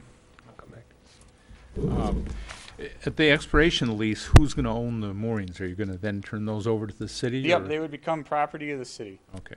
And do you plan on giving the city any compensation for the mooring field Not or during the terms, parking? Not during the terms of the lease. The parking we have to provide for you? Parking would be, yeah, that would be provided by the city. So what we'd be looking, you know, what we're really asking for is the lift station where people are not allowed to park is at least temporary parking in some capacity, which I know part of the reason people can't park down there is a public health issue for being able to get a pump truck down there if there's ever a problem. So if there's a way to work that out, that would be free to the city really to just say it's okay to park there. But if it's not, then it's not. I mean, it would be a benefit to the people using it. Do people currently park there who use the mooring field? No, they're not allowed to. The city, closes that off there. Are you looking for, like in the Matson Lower Harbor Park, are you looking for dedicated parking, or could No. the current arrangement where anyone has a right to park there now suffice for your needs? Yeah, well, I think that it would be great if there was dedicated parking, but slip owners in Cinder Pond don't have dedicated parking. So I feel like that would be step one. And then step two would be to give moorers dedicated parking. But based on a Harbor Advisory Committee meeting I went to, it seems like dedicated parking for Cinder Pond boaters is a struggle right now. So we're not asking for dedicated parking anywhere, but what we are asking for is temporary parking at like an unloading timeline right down there. And then people just have to park wherever. The mooring scheme that we have here, where it's 125 diameter circle, 100 foot, is that based on the size of the craft? Or I think that was based on what, I didn't draw that. I believe it was based on what would fit there, given the square they were allowed to have. But then that does determine the craft that could go there. And a great thing to point out is that there are 12 125-foot diameter circles there. 8 of those could handle a 30-foot boat, but the ones furthest to the south, where the water is deeper, could only handle a 27-foot boat because the scope of the anchor gets longer, but the circle remains the same. So the boat has to get shorter. I guess one question I was leading to there, might you take 2 125-foot circles and maybe make 100-foot circles or 70 or 3 75-foot circles? Or well, I think that you probably, I suppose you could do that. I guess I'm just working with what was given to me by the city. But if you make those smaller, I mean, a 30-foot boat isn't really that big. And I personally think that the circles are small. I certainly wouldn't go in a direction to make them smaller to get more. So that's all I have at this time. Thank you. Commissioner Ryan?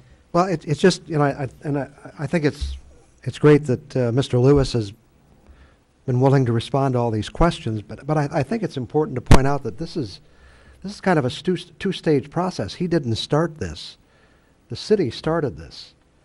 And I think maybe either the manager or the harbor master, may want to, because I think a lot of people are objecting to the fact that it was free before and now we're going to pay. And in fairness, that's not Mr. Lewis's decision. That's really our decision. So it's really the decision with Mr. Lewis is whether or not he's going to do this fairly, something that the city itself has set in motion, correct? Sure, I'll be happy to start the comments. I'll ask Carl to join me when he thinks it's appropriate, and also the city manager can probably add as well.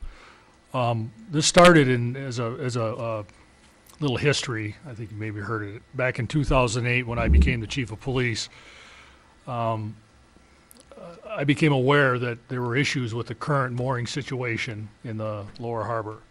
That being what Mr. Lewis already mentioned, and some others, that boats were breaking free, the moorings themselves were inadequate, and things of that nature. And as the police chief, I was also aware that we were periodically tasked with trying to determine the owner of a boat that had broken free. And we really had no resource for that. To go back a little bit further, I'm guessing about 40 years ago, I was able to find some documentation in my office from, I'm guessing, about 40 years ago, that the mooring field was, in fact, maintained by the harbor master. There was a written list of who was there, and there was a fee associated with it. it appeared to me to be loosely regulated, but there was some regulation there. So with those two things in mind, I approached the Harbor Advisory Committee to discuss the problem and the concerns and my intent to try to, fix the problem. At the same time, I spoke with the Michigan Department of Environmental Quality, the MDEQ at the time, who advised me that the current mooring field was in fact improper at best and probably illegal at worst, in that the boats were mooring permanently there without following the proper rules of mooring. Now, the harbor is a safe harbor, so people can come in to the harbor and moor overnight, but the requirements are that they anchor and then put up their mooring light, which was not happening in this mooring field. So I actually received some encouragement from the DNRE, I'm sorry, it was the DNRE, not the DEQ, to move ahead with this to try to get a little regulation. So with that, I went and approached the Harbor Advisory Committee. I told them of my intent. I asked them to help me with the project. I'm not a boater. I was not all that familiar with the situation firsthand out there. So I formed a small committee in the form of myself, Mr. Zuger, Mr. Menzel was on the committee, Mr. Nape, P. Frazier, another one of my officers, Mark Worry, and we kind of worked our way through this, and we quite honestly relied on Mr. Menzel and Mr. Nape for a lot of input as to what the mooring field was, what it needed, how it would work. A lot of the design that you see on that piece of paper came from them. So with that information, I submitted the permits, received approval from the DNRE, the Army Corps of Engineers, to move ahead with the project. And over the course of all this process, that mooring field changed shape several times because of varying factors, including the dredging area that the Army Corps of Engineers needs to maintain in the harbor. We had to reduce it in size. We had to get riparian rights approval, that being from the United States Coast Guard and from the Fraser Boat Dock, which also has shoreline congruent with what we're using. So, I mean, my only intent was to try to get this situation to be safe, legal, and some level of accountability as far as, just putting your boat out there and not having any idea who was there and that kind of thing. The early discussions with the committee did touch on fees. I had no idea at the time if there would be fees or what they would be. I just made it generally known that, in my opinion, when you start a project like this, it's likely that fees might be somewhere in the end result. So with all of that together, once the permits were in place and we talked with the city manager, we decided to move ahead with the private-public partnership as opposed to the city expending the startup costs and the producing the money to get this thing going. We produced the RFP, put it out, and that's where we are today. I can answer any more detailed questions. I'm sure Carl can add a few things that I probably missed or skipped over, but that's the general history. Yeah, I just want to reemphasize that a decision was made by the city that we would no longer have what we had. Right, that's correct. That was, in fairness to Mr. Levine, that was not his decision. Right, that was our decision. That was my decision as the harbor master, that from what I had learned about the existing field, to make it legal and safe, yes. And one of the alternatives might have been for the city to manage this. That's correct. But we felt that was not desirable. It was not something we wanted to take on. That's correct. Yeah. You want me to speak to that, Don? Sure, I think it'd be good. We were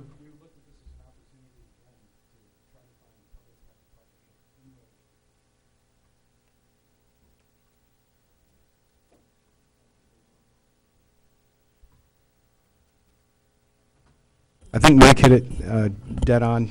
We looked at this as an opportunity to do some public-private partnership. So I don't think it's been characterized properly. We're not leasing this field out to Mr. Lewis. We're not proposing to sell it or give him any type of property rights in it. What we're really looking for is an opportunity for somebody to come in and implement and operate it on behalf of the city in a way that wouldn't result in any cost to the city. And so the more of those opportunities that we can find where we can still provide services in the community but not have to do that through expending government funds is really the innovation that we were trying to drive here. Okay. Commissioner St. Ange, you had a Are question? you or willing comment? to accept a motion? Yes. I make a motion to deny the recommendation. Okay. There support? I'll support the motion. Great. There's a motion to deny. Commissioner St. Ange? Thank you, Your Honor. I'll preface my comments by saying, yes, I do recognize that we have an issue that has to be addressed. I think the police chief has addressed it. I think the intent of the RFP was right on the mark. In my 30 years of professional life, 20 of which as a consultant, I understand what the RFP process is. I probably have written or participated in the development of literally probably 1,000 proposals in that time frame. I wrote 2 today, as a matter of fact. And at the end of the day, when you go out for RFP, you are trying to solicit competitive bids. Those competitive bids based on a series of minimum qualifications and minimum performance standards based on the RFP. With all due respect to Mr. Lewis, I don't think that the proposal that was submitted is in the best interest of the city for a variety of reasons. I think Mrs. Menzel, if I pronounce your name correctly, pointed out a number of issues, concerns that I had as well, that just weren't adequately addressed in the proposal. It almost seemed, and I think the mayor can adapt or can recognize this, it almost seemed like I was in a Board of Zoning Appeals meeting again, trying to negotiate specific terms of what needed to be done. And that's not what the RFP process is intended to do. In my experience, when you're the lone submitter of a proposal under an RFP, usually what happens is that proposal needs to be right on. It almost has to go to over the requirements, beyond what the scope was, because you're the lone submitter.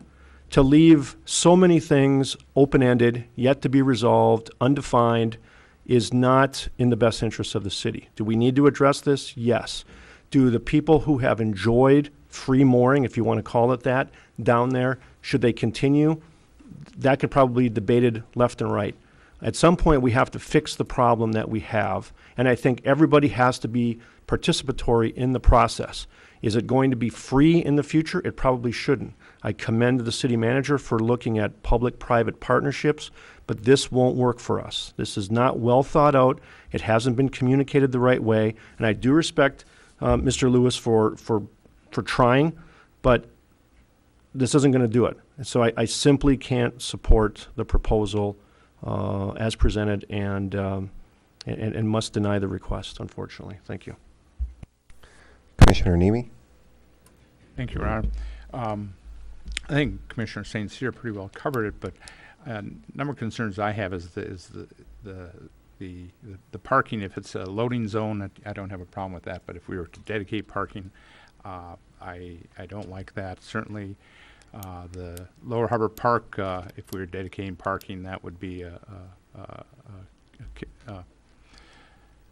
real barrier for me to support this in any form. But since we can do it, just people would use the parking lot, that's fine. I did have a concern in the proposal, the 10 years exclusive use. I understand the need for the vendor to have exclusive use, but I had a concern about the issue of in the proposal where the contract could, or the contract release or whatever we use could be transferred at without any input from the city. Perhaps that's a negotiable item, but I think this needs to go back to staff and perhaps the Harbor Advisory Committee and work with all parties involved. I concur with Commissioner St. Ange that the people who are mooring now have enjoyed the moorage for no cost in the past. In the future, certainly there is going to be some sort of cost. If the city could benefit from this public-private partnership, I think it would be good, but I don't know what the costs are, what the costs of developing the moorage is, or what we've talked about the fees, and I don't know what the demand is, so it does need some more work. Thank you. Any other comments? Commissioner Schneider? Yeah, I definitely have to say that I would support the motion as well. And it's not because I don't agree with the public-private partnership. I actually think that it's quite innovative and actually quite necessary. So I definitely commend our staff in the foresight in being able to structure something like this and encourage putting an RFP out, because I think there are issues with the mooring field. Even though I'm not a boater, my first experience with the mooring field was waking up at 7 in the morning and finding a friend sleeping on my couch with her life vest as a pillow, because at 3 in the morning in a storm somebody's boat blew out, took out her dinghy and was doing damage to her boat, and she actually had to swim the free boat to shore, swim out, and then she walked to my house and slept on the couch.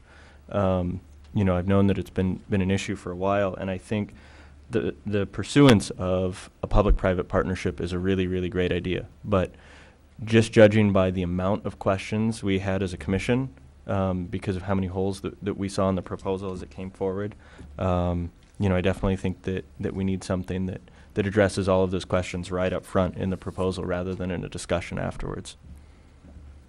Thank you. Commissioner Stonehouse? I'm going to vote against the motion, and I'm voting against it really for a variety of reasons. Number one, parking is not an issue. It hasn't been an issue. It's real. Exactly what's going on there now would continue to go on.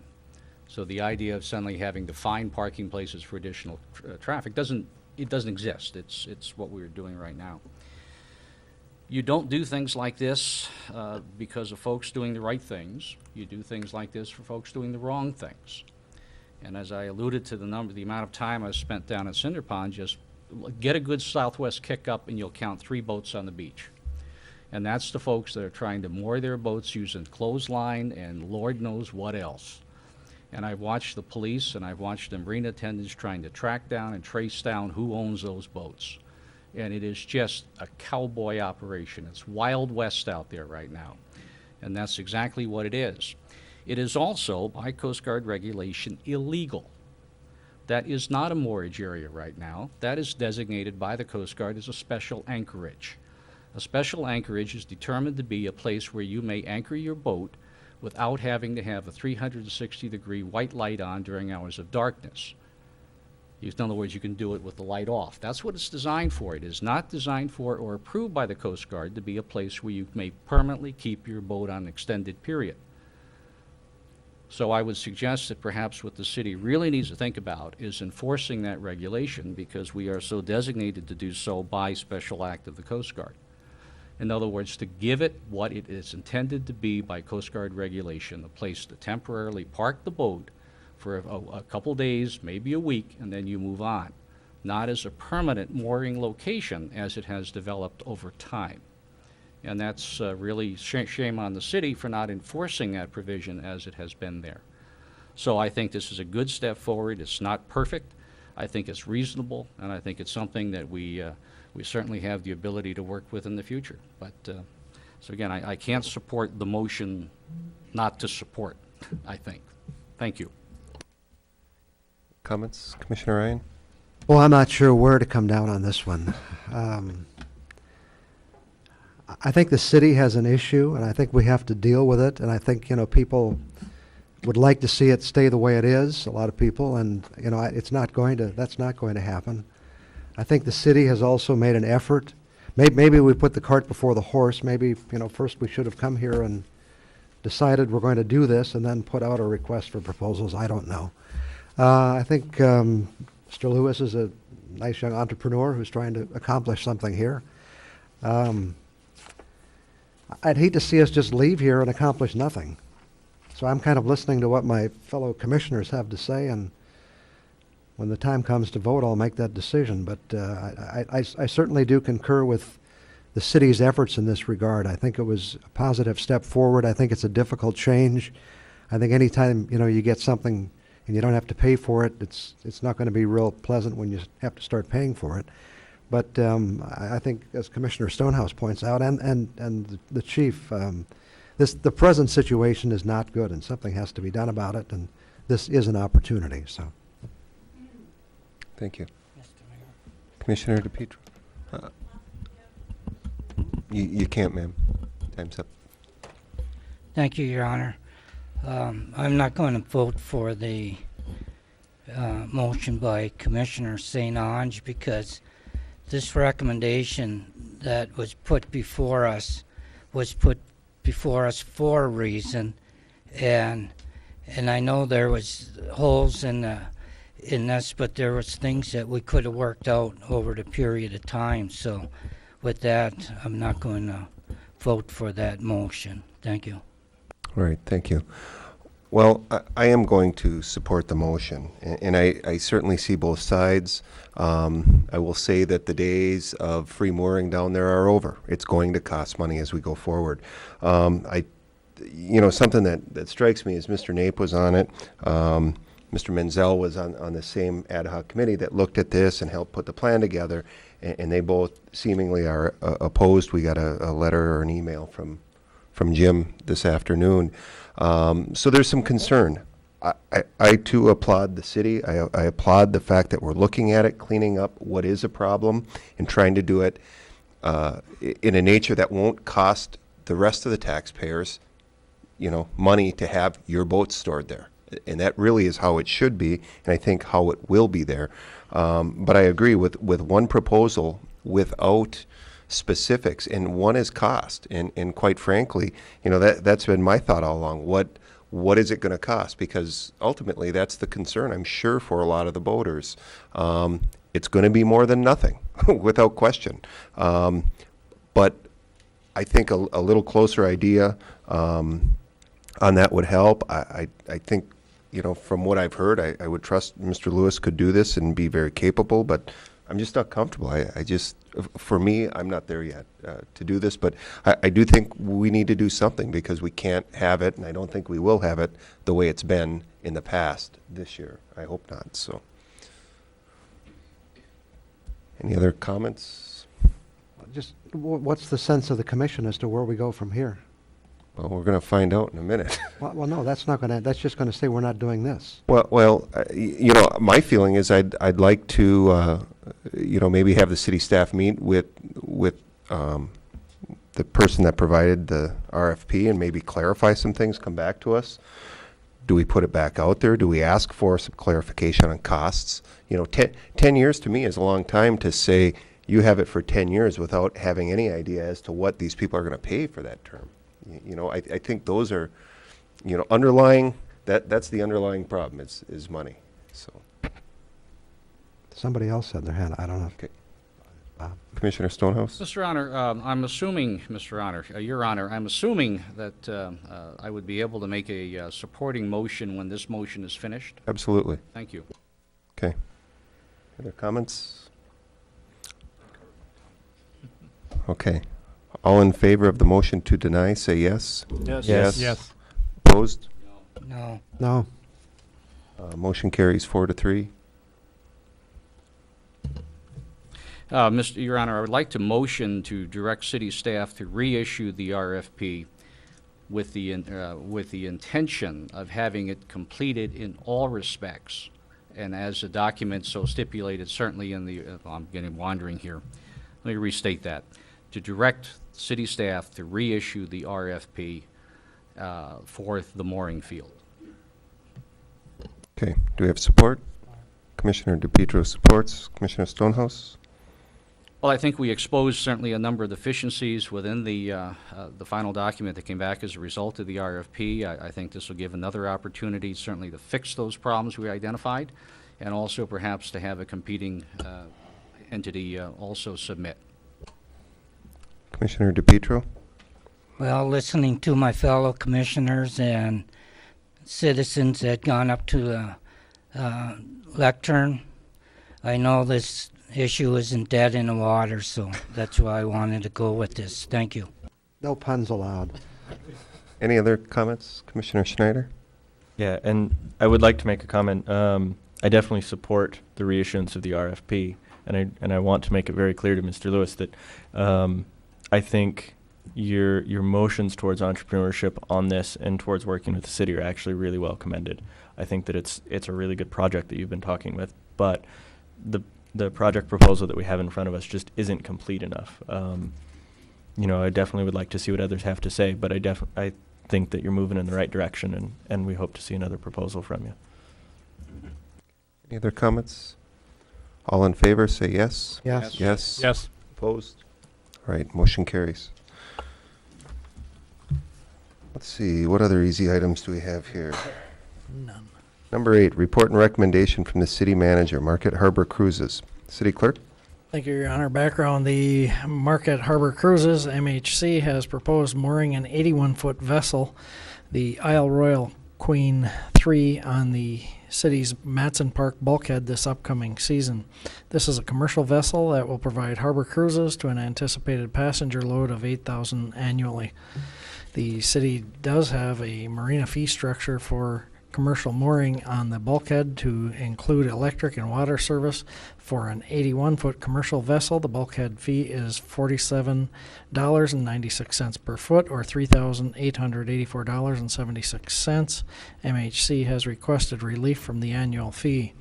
MHC is proposing the City Commission consider a 4-year graduated fee structure that would result in the following: year 1, 2012, $2,000. Year 2, 2013, $3,000. Year 3, 2014, $4,000. Year 4, 2015, $4,240. Year 5, 2016, $4,494. And year 6, 2017, $4,764. It should be noted that all rates after year 3 are full rate and subject to the annual 6% increase due to the commission-approved cost recovery policy. MHC is requesting the Commission consider the graduated fee proposal to assist in establishing their business on the city's waterfront. They intend for this to be a long-term mooring site for the vessel, which will bring in tourists and ancillary businesses to the community. MHC will provide one special event at the city's request per year at no cost to the city. Fiscal effect, Cinder Pond Marina will realize added revenue of $2,000 for fiscal year 11-12. Recommendation, consider the consider the terms as proposed by MHC, and if approved, direct the city attorney to draft the agreement. Alternatives as determined by the commission. All right, thank you. Commissioners, what's your thoughts? Commissioner Stonehouse? I will a motion to approve the terms as proposed by the Marquette Harbor Cruises and direct the city attorney to draft an agreement. Thank you. Do we have support? I'll support the motion. Commissioner Ryan supports. Commissioner Stonehouse, do you want to lead us off? Well, a couple of comments, if I can. Certainly, it's a great opportunity, I think, for the city to have this operation operating out of Marquette Harbor. The city has considerably matured, I think, over the perhaps 15 or 20 years ago, the last time it was attempted. It could only bring certainly the very best to the city. It's a wonderful opportunity to showcase not only our harbor, but also the entire coastline. So I certainly think this is something very much worth supporting. That said, I would like to ask a question, if I can, out of Mr. Ziegler as part of this discussion. Earlier, it was mentioned that I think by one of the speakers at the podium that we shouldn't be discounting a price because he's paying twice the price at Presque Isle Marina. Can you provide any insight to that? That's mandated by the state that in our grant and aid facilities, any commercial vessels is twice the standard rate, slip rate. In other words, what you're saying, so we're perfectly clear on it, is that because Presque Isle Marina is a grant and aid marina from the Michigan Waterways Commission, any commercial vessel operating there is required by the state to be charged double the standard rate, correct? That is accurate. So the city has no opportunity to alter that in any way. That's accurate. But the wall, Matson Park Wall, is operated by the city of Marquette and is not part of any state structure. That's true. Thank you. Nothing further, Your Honor. Thank you. Any additional comments, Commissioner Supporter Ryan? of the motion? Yep. You know, we've put a lot of focus on our downtown in this community, and we've seen a lot of outstanding things happening. And I think this is just one more way to enhance the downtown during the summertime. This is going to draw people into our community. It's going to draw people downtown. It's going to draw people to the waterfront. Anytime we've had any kind of unusual craft down there, people have come down to see it. I think an opportunity to get out and explore the harbor, Marquette Harbor and surrounding area is really something unique.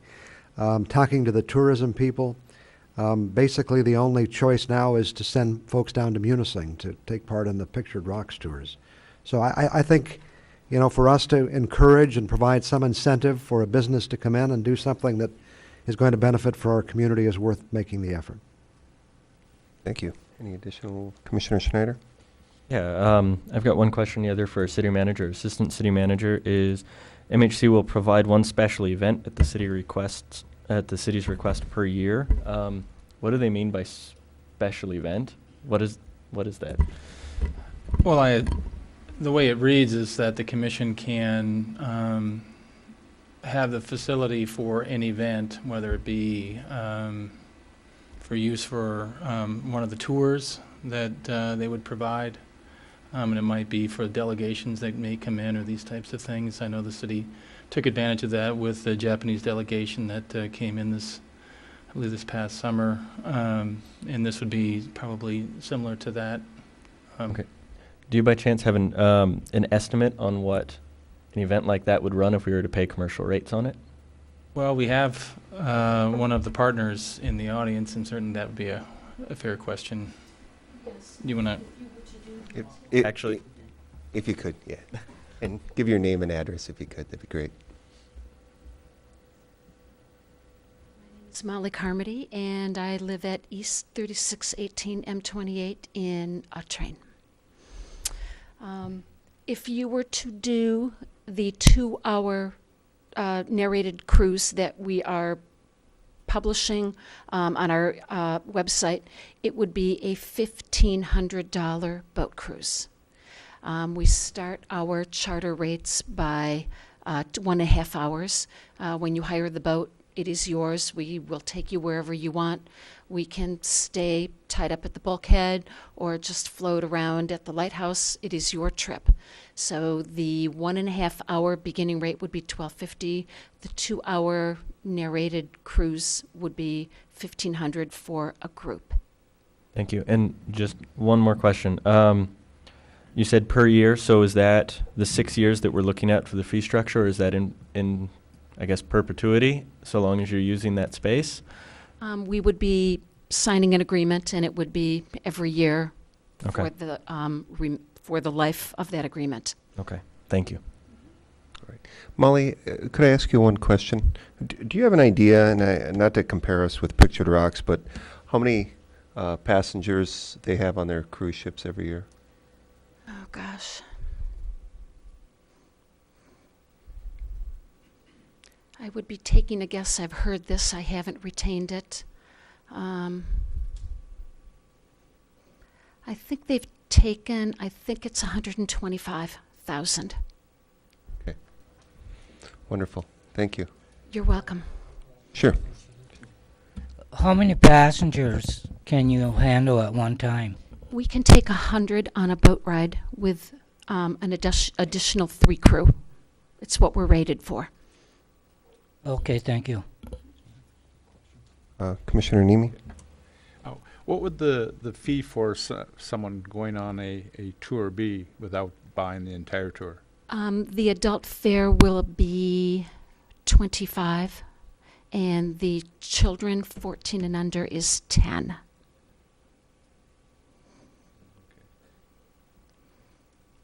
Thank you. Any other comments, Commissioner Schneider? Just one more comment. I've got to say, when I was looking at this, I can't say that I like the idea of it at first. To be able to give a break to a business, because a lot of businesses start in this town and we don't necessarily give them property tax breaks. when they want to open a business in the community. But I think having the opportunity for the one special event, which when I was reading this didn't really seem perfectly clear, I think that definitely compensates the city for that additional money that we would have incurred in revenue. So I definitely think with that into consideration that it's a fair deal. And I think that it would be a great business opportunity for downtown. Thank you. Commissioner St. Ange? St. Ange. Thank you, Your Honor. Yeah, certainly the project is unique. It's not every day you're going to get a 81-foot vessel parked in your backyard for a number of months. At first blush, I was a little concerned about the graduated scale. Really, if you look at it, $3,884.76, which should be the current rate that this vessel would pay. Multiply that out over the 6 years, we only end up, assuming no increase, no 6% increase, we end up $810 short over the 6-year span. I don't know if we're considering this, is this going to be a 6-year agreement, or is this just put out there to show that at some point we catch up? I guess, how it's being presented is, I've learned to ask questions about how we throw things up there and then how the deals get structured. Is this a 6-year agreement, or is this nothing more than just showing that we catch up in fees at some point? I think it's proposed for a long-term agreement, such as a 6-year agreement. Is that true? Okay. Are there any provisions in this pending agreement that if this doesn't continue for the life of the agreement, that somehow those waived fees are recaptured? I mean, there should be some incentive for staying in the game. I don't know how you feel about that, but I think that would only be fair if, and whether it's a 6-year deal, whether it's a 3-year deal, whether you do it year to year, I still think it's a great idea. But I think at the end of the day, we do get some credit for whatever the special event thing is. But my fear would be if you had to walk away, what happens with the revenue that we would have gained had the contract come to fruition, and are we left holding the bag, so to speak? That would be my concern. So if we can address that in some capacity, or at least allude to it with regard to the motion, then I'm all for it. If we can't, I'm struggling with whether or not it's really fair to do it without any assurance to the taxpayers. Thank you. I guess my feeling is, and I understand your perspective, but we're talking realistically of what, $3,700. I don't think that type of dollar amount is going to force them to stay in business for another 4 years if they're losing money. I mean, I just don't see that. I understand the point, but I look at it as I think $3,600 subsidy over 3 years. And we're getting a $1,500 cruise, and we're helping to put a little weight behind what certainly could be a hallmark business on our waterfront. So I'll support the motion as it is. Commissioner Nemi? Thank you, Your Honor. I don't know, the way I calculate the 6 years, we never catch up because the 6% is added on to the third year, which is already discounted, not the 4796 increased by our plan of 6%. But I do have a concern about the reducing the cost, and we don't do this for every business. I would prefer that we take leave the costs close to what the rates are and forego the free charter each year. I don't know that we need to really spend the money on that whatever that charter is, whatever group, and if it's really that important for us to take some group out, we can use the city money to do it. Commissioner Ryan? I don't think the dollars are the same. I think this is, I'm assuming, just something the boating company threw in as a little something to say thank you for your cooperation. I think it really comes down to providing an incentive for a company to be in business here on our waterfront. And I'd prefer just go ahead and vote on the motion the way it is. Additional comments? All in favor, say yes. Yes. Yes. Opposed? No. No. Motion passes 5-2. Next up is number 9, which was added regarding timber harvesting. And again, this came to us late. So City Clerk, I'm going to have you read the background information we have. Thank you, Your Honor. Background. In order to meet the environmental permit requirements for the McClellan Avenue Extension Project, the trees now located in this area must be removed before spring. Staff led an RFP for timber harvesting and received no responses to the RFP.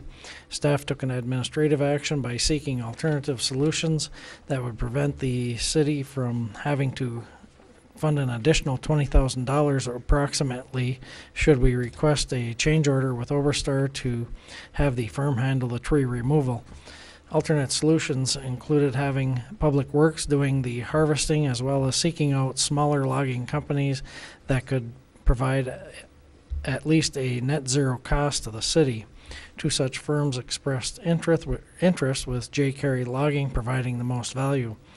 The contract with J. Carey Logging needs to be expedited in order to allow for removal prior to the placement of road restrictions. This contract was reviewed and approved by the city attorney this morning. Fiscal effect, the city would realize $5,000 in revenue from the harvesting of this timber. Recommendation, approve the timber harvesting contract with J. Carey Logging Incorporated to have the trees removed to proceed with the McClellan Avenue Extension Project and authorize the mayor and clerk to sign the contract. Alternatives as determined by the commission. All right, thank you. Commissioner Nemi? I'll make a motion, Your Honor, to approve the timber harvesting contract with J. Carey Logging Incorporated to have trees removed to proceed with McClellan Avenue Extension Project and authorize the mayor and clerk to sign the contract on behalf of the city. All right, thank you. Do we have support? Commissioner DePietro supports. Commissioner Nemi, comments? Well, I'd like to commend staff for coming up with this solution. I know we didn't get any response to our RFP, and it could have in the end cost us some money for just the wasting of the resources. And it's a good solution that staff provided us. Commissioner DePietro? Nothing further, Your Honor. Thank you. Any additional comments? Commissioner Schneider? No, I voted against the McClellan Avenue Extension project, but if the trees are coming out, I'm glad to see that they're going to use. I've had a few citizens come to me after the vote on the McClellan project, and they had asked specifically, please make sure that timber goes to use because there's been other city things in the past where the timber just gets scrapped and burned. So I'm glad to see it going to good use. I also want to make a comment. Since I've been on the commission, this is the first agenda supplement that I've seen come up so quickly, I guess when a meeting is imminent. And I don't really like the way that it came up. I know that it's circumstantial with what happened with this specific issue, but I feel publicly I wanted to say that this is not in the normal case, and I know the staff did not intend to put this before us in this manner. But just want to let the citizens know on that one. Okay. Commissioner St. Ange, did you have a comment? No. Additional? Seeing none. All in favor, say yes. Yes. Yes. Opposed? Motion carries. And last item, number 10, Presque Isle Marina. Commissioner Nemi, you made a motion to add this to the agenda? Yes, the reason I made it is I know I've talked to some people about the Presque Isle Marina, and I know a number of other commissioners have too, and Mr. Frazee in the Harbor Advisory Committee presentation alluded to it a number of times that there are significant changes to the project that we approved. I've never been a supporter of the project, but we as a body approved the project, and I'm willing to see the project go through. I think perhaps we need the Harbor Advisory Committee to review the project and come back to us if there are some alternatives that we should be looking at, or if the project goes forward as is. I know many people have concerns about do we really need to dredge? What are we going to do with the existing piers? Is the marina going to be the same size, et cetera? There's all kinds of different things that.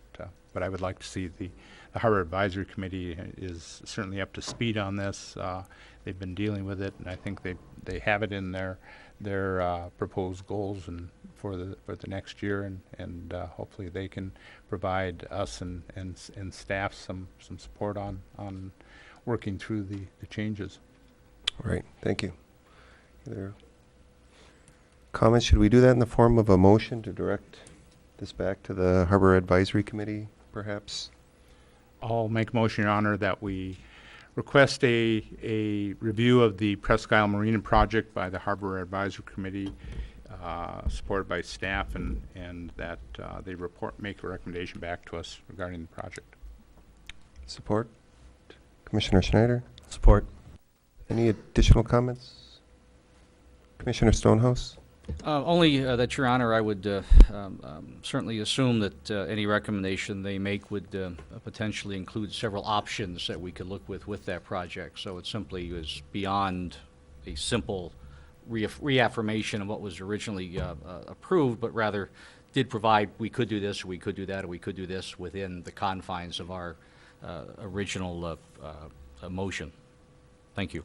Yeah, I think that's fair. You know, just a quick summary of how this has transpired is we hired a company a few years to look at this marina and come up with recommendations. They came up with a phased project that we approved. We had money allocated both from the city budget and the State Waterways Commission to do phase 1, which was dredging. It's become apparent if we dredge that these piers and pilings may come apart and make the marina unusable. So I think it's prudent that we look at this now and say, do we spend that money if we can? We'll need to work with the Waterways Commission, but spend that money to repair these piers. Is that the best course of action? We're also looking at capital budget this year for the boat launch there. So there's a lot of working pieces. I think it's this commission's commitment to keep every available slip open this year. But we need to look and see how they come through the winter, but we're committed to keep it open. This body approved a plan a year or two ago to go down this path and rebuild this marina through a multi-year 5-phase process. So until that changes, we'll keep plugging ahead, but I think the Harbor Advisory Committee will do a fine job.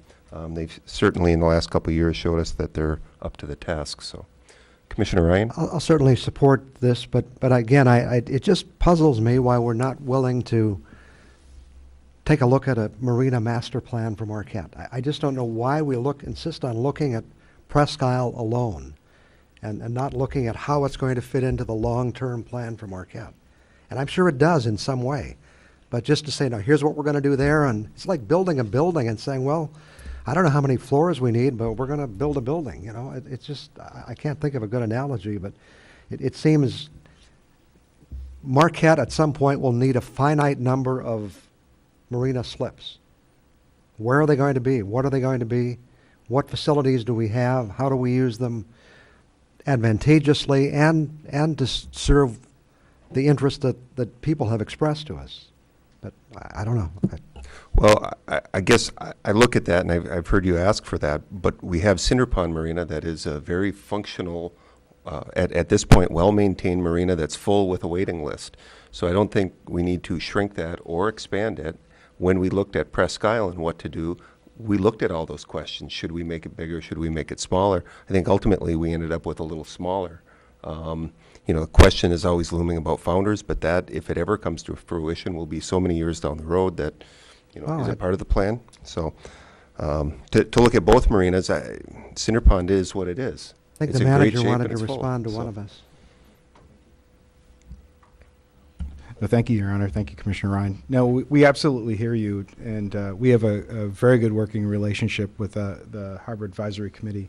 I think you characterized it well. From time to time, the cost of paying for some of the things we'd like to do becomes a challenge as we look to set rates and take on some of these projects. But I think some of the speculation right now with Presque Isle is just simply we don't know what condition it's going to end up in at the end of the winter.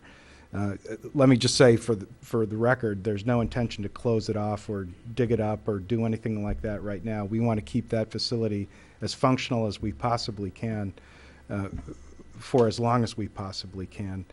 But I think regrettably it's experiencing a lot more deterioration and a lot faster than what we were looking at. And you heard, Bob, you've heard people from the staff.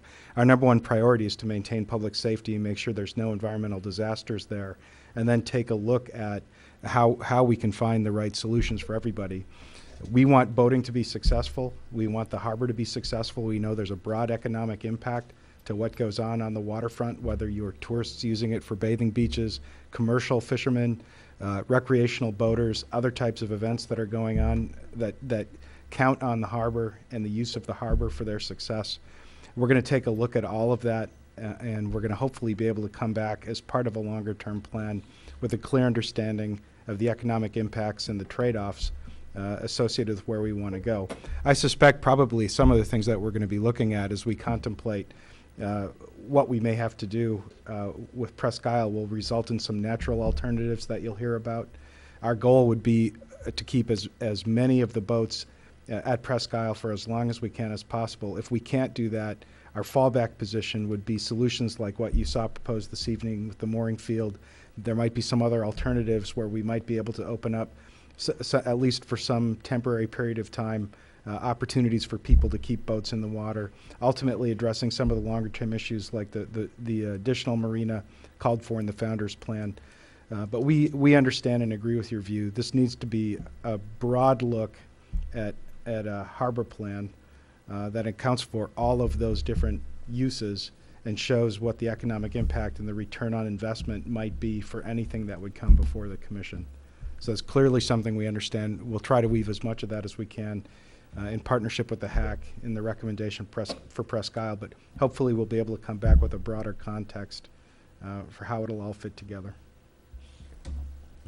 Thank you. Any additional comments? All in favor, say yes. Yes. Yes. Yes. Yes. Opposed? Motion carries. That's it for our agenda. Comments from city commissioners. Commissioner Nemi? Oh, I'm sorry. Public comment. Comments, I don't know why I wanted to skip over that. Comments should be limited to 5 minutes per person. Anyone? Yeah, if you could give your name and physical address for the record. I'm Jim Herron. I live on 449 West Hewitt. I'm glad to see the commission not be in a hurry to take one bid, especially when the bid is incomplete. I don't know if we could judge the rest of Mr. Lewis's work by that or not. I don't mean to imply that, but I do think it may be too late, but the city could, I think, consider going into a partnership with the people that are already there. It doesn't seem to me by the description that screwing one of these things into the ground requires any special expertise. And perhaps to drop back 5 yards to talk about what it's going to cost the folks that are already moored down there, see if they can come up with a proposal that is similar, that meets their needs as well as meets the city needs. Frankly, if I have a boat, it's a sizable investment. If I were to say to any of you, trust me, I know how to make a garage, give me $30,000, would you do that? I wouldn't do that. I wouldn't trust my boat to someone with no demonstrated expertise in mooring. Thank you. Thank you, Jim.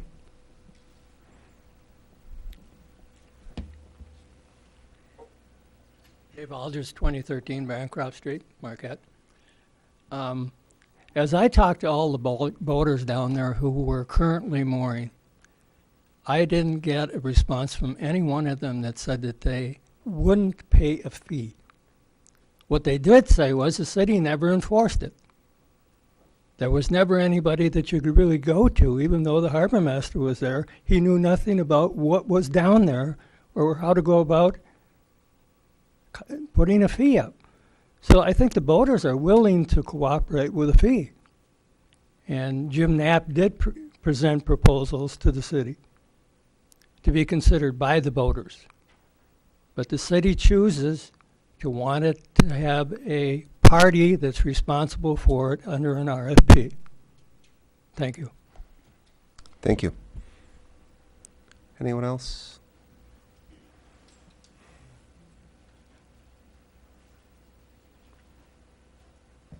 James Gallant, 538 Yelmer Road, Scandia. I thank you to Commissioner Schneider for considering the part about, you know, if you're going to take the trees out, you might as well put them to a good use. I just came at the end of that discussion, so I'm not sure exactly what the use is you're going to be having for that.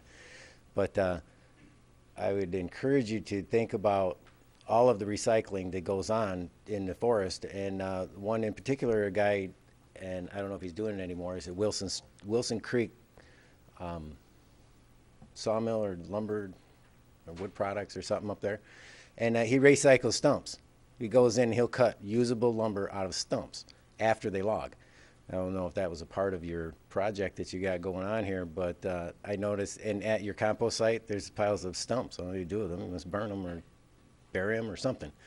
But a lot of that material can be recycled into usable material, and I mean, I don't know what he would charge to do that. He might even just pick them up for nothing. So please consider that when you're looking at the big picture in this community. And actually, in the big picture, I just came from the Planning Commission meeting, and they were talking about the 5-year master plan that they're working on, and that could be part of it. They said it's just an enormous project that they don't even know if they're making a dent in it or what's going to happen. And you have 5 new members on. You have a majority of new members on the Planning Commission. And because 2 of the other members, the most senior members, weren't there, it was interesting, to say the least. And the one thing that the guy did say, the city planner was the presiding officer at the meeting. He said, we had a discussion about the bylaws and the rules, of course, because, you know, there's always rules and there's always bylaws. And he said that the city commission approves the bylaws for the planning commission, and that they don't even approve the bylaws. He said, well, we can't even look at those. He said that the city knows that the bylaws of the planning commission are a problem, big problem. They have been for a long time. And he said somehow that we have to wait until the charter commission gets done and we change the charter for them to even review and amend their own bylaws. And I don't know where that understanding came from, but I would ask you to get the city commissioner or the city attorney to give a written legal opinion concerning these bylaws and rules of these boards and committees that have their own bylaws. You see, I've been looking into this and studying back for the Charter Commission report that I'm going to be given about, you know, in 1913, what was it like? And it's interesting. It's very interesting. And Northern Archives has all that. They're going to publish all the minutes next month, the historical documents. They'll be online next month, he said. And so if you could explain that these people's understanding of what the rules are is like hearsay over the phone. Ron Keefe didn't have a problem with it, the way we're doing it, so it's therefore okay.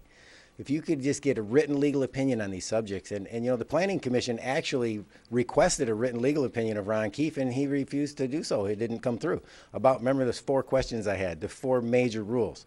And it's in writing. The Planning Commission, at their meeting, requested a written legal opinion and just didn't come through. You know, a couple of years later, now we're still talking about it. And so the written legal opinions are important because then they establish precedents in the community, and the archivist at Northern has expressed interest in getting all of those written legal opinions, which in the charter are required to be deposited at the clerk's office, but they're in chronological order. You don't even know they're in them. They're like by date. So if anybody ever actually really asked for that document, they'd have to go through 50 years of documents. And so they'd like to archive those and do the same thing that they're doing with the minutes and do the written legal opinions in conjunction with that project. And he said that he would need the approval of the city commission to move forward on that. And I would ask you to do so. So then we don't have people just winging it and saying what their understanding of what they had heard about something. And they were using, they presented to the Planning Commission a little thing about parliamentary procedure. And the guy goes, look, this has been, since 1985, this has been in place. It's been 1985, yeah, 35 years ago. And the author of it, it said, we at the, what they call it, the Young Men's Christian Association, the YMCA. They're using the way we do these laws. It's easier. It's these, you know, it's easier to do these relaxed, you know, modified rules but they aren't even approved. I said, yeah, at the YMCA, that's good, but not for governmental entities that are making legal decisions and the course of history and the lives of generations of families in Marquette and they're, you know, winging it on what the lady actually at the planning commission said, that they go by the small boards and committees provisions of the Robert's Rules of Order, but they've never been approved. They say we encourage you to approve these, but they've never been approved. Time is up, So Mr. Gallant. I would Thank you. ask you to please get this Time cleared is out. up. Yes, Thank you. thank you. Is there anyone else wishing to address the commission? Anyone else? All right, seeing none, we will move to commissioner comments. Commissioner Nemi, now you may make a comment. I have no comment, Your Honor. Thank you. Commissioner Schneider? Well, I know we're going on 3 hours, but I do have a few comments, and I'll try and make it as quick as possible. Thank you. The discussion regarding our goals for the Recreational Authority, I really appreciate having that discussion, being a minority of our commission and representing us in discussions with other municipalities. Being able to hear the thoughts and concerns of fellow commissioners is really, really valuable. The other thing, this morning, I went to North Star Academy and spoke with a 7th grade class about local government. And it was a wonderful 50 minutes with the kids. And concerning where we go as a city, I kind of asked them, you know, what they're interested in seeing. And I just kind of wanted to give the commission and the public some of what some of the 7th graders had told me. The first was an Olive Garden they wanted to see in the community. The second was a real skate park downtown. And when I actually brought up our current skate park, they all kind of said, yeah, it needs to be about 3 times bigger and it needs to be easier to get to. And not necessarily that we can do anything about this, but it was great to hear their interests. Their next biggest concern was the orphanage, which really kind of amazed me. They all thought it was a huge eyesore, and they thought something really cool should happen with it. They also wanted to know if I had ever been inside and if there's actually ghosts. And then the other... And you answered? Hmm? And your answer?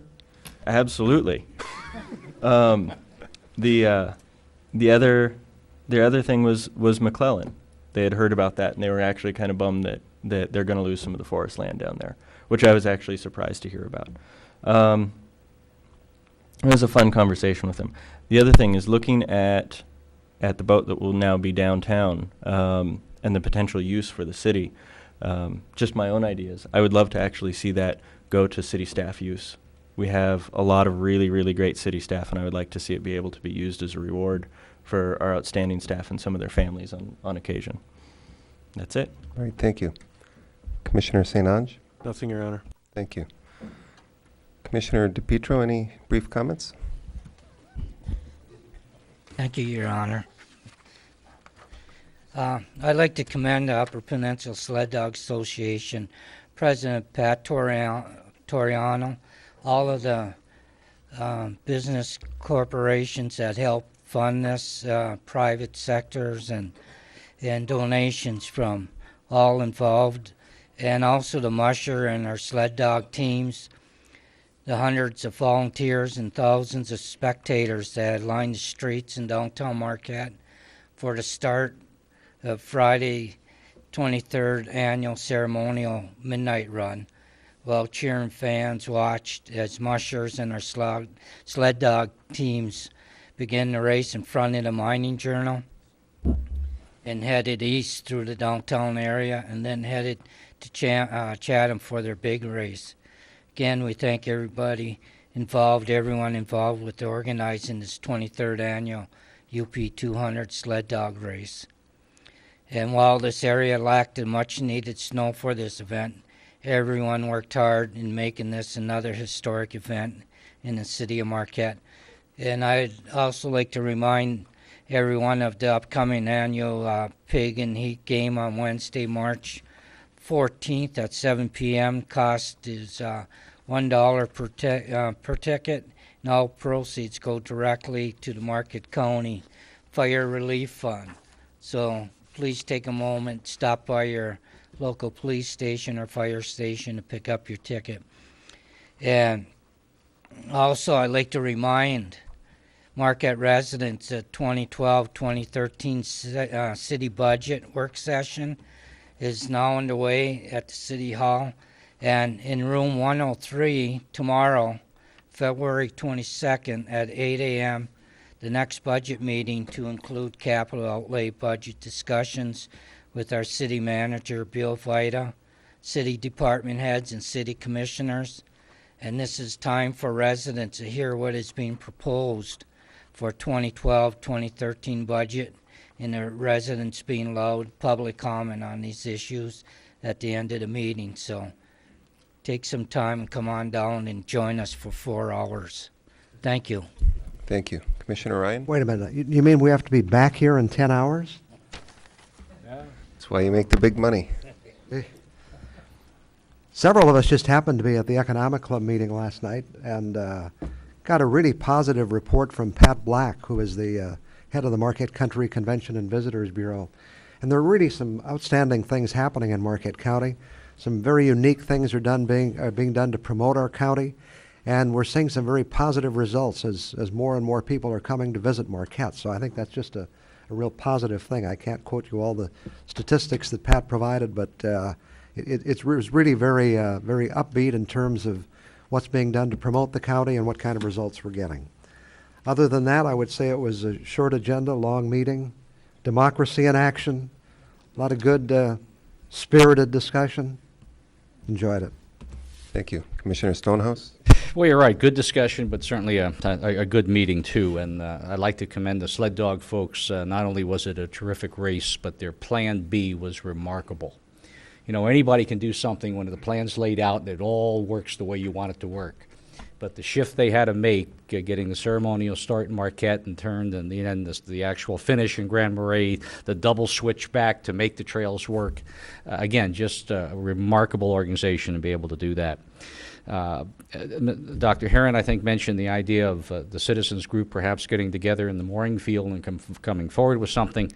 I would certainly encourage that, form some kind of a legal entity such that the city can hold you legally responsible for it, as I'm presuming here, and then respond to the RFP. And I think that would be an interesting comparison to make. So I encourage you to move in that direction. Other than that, Your Honor, nothing further. All right, thank you.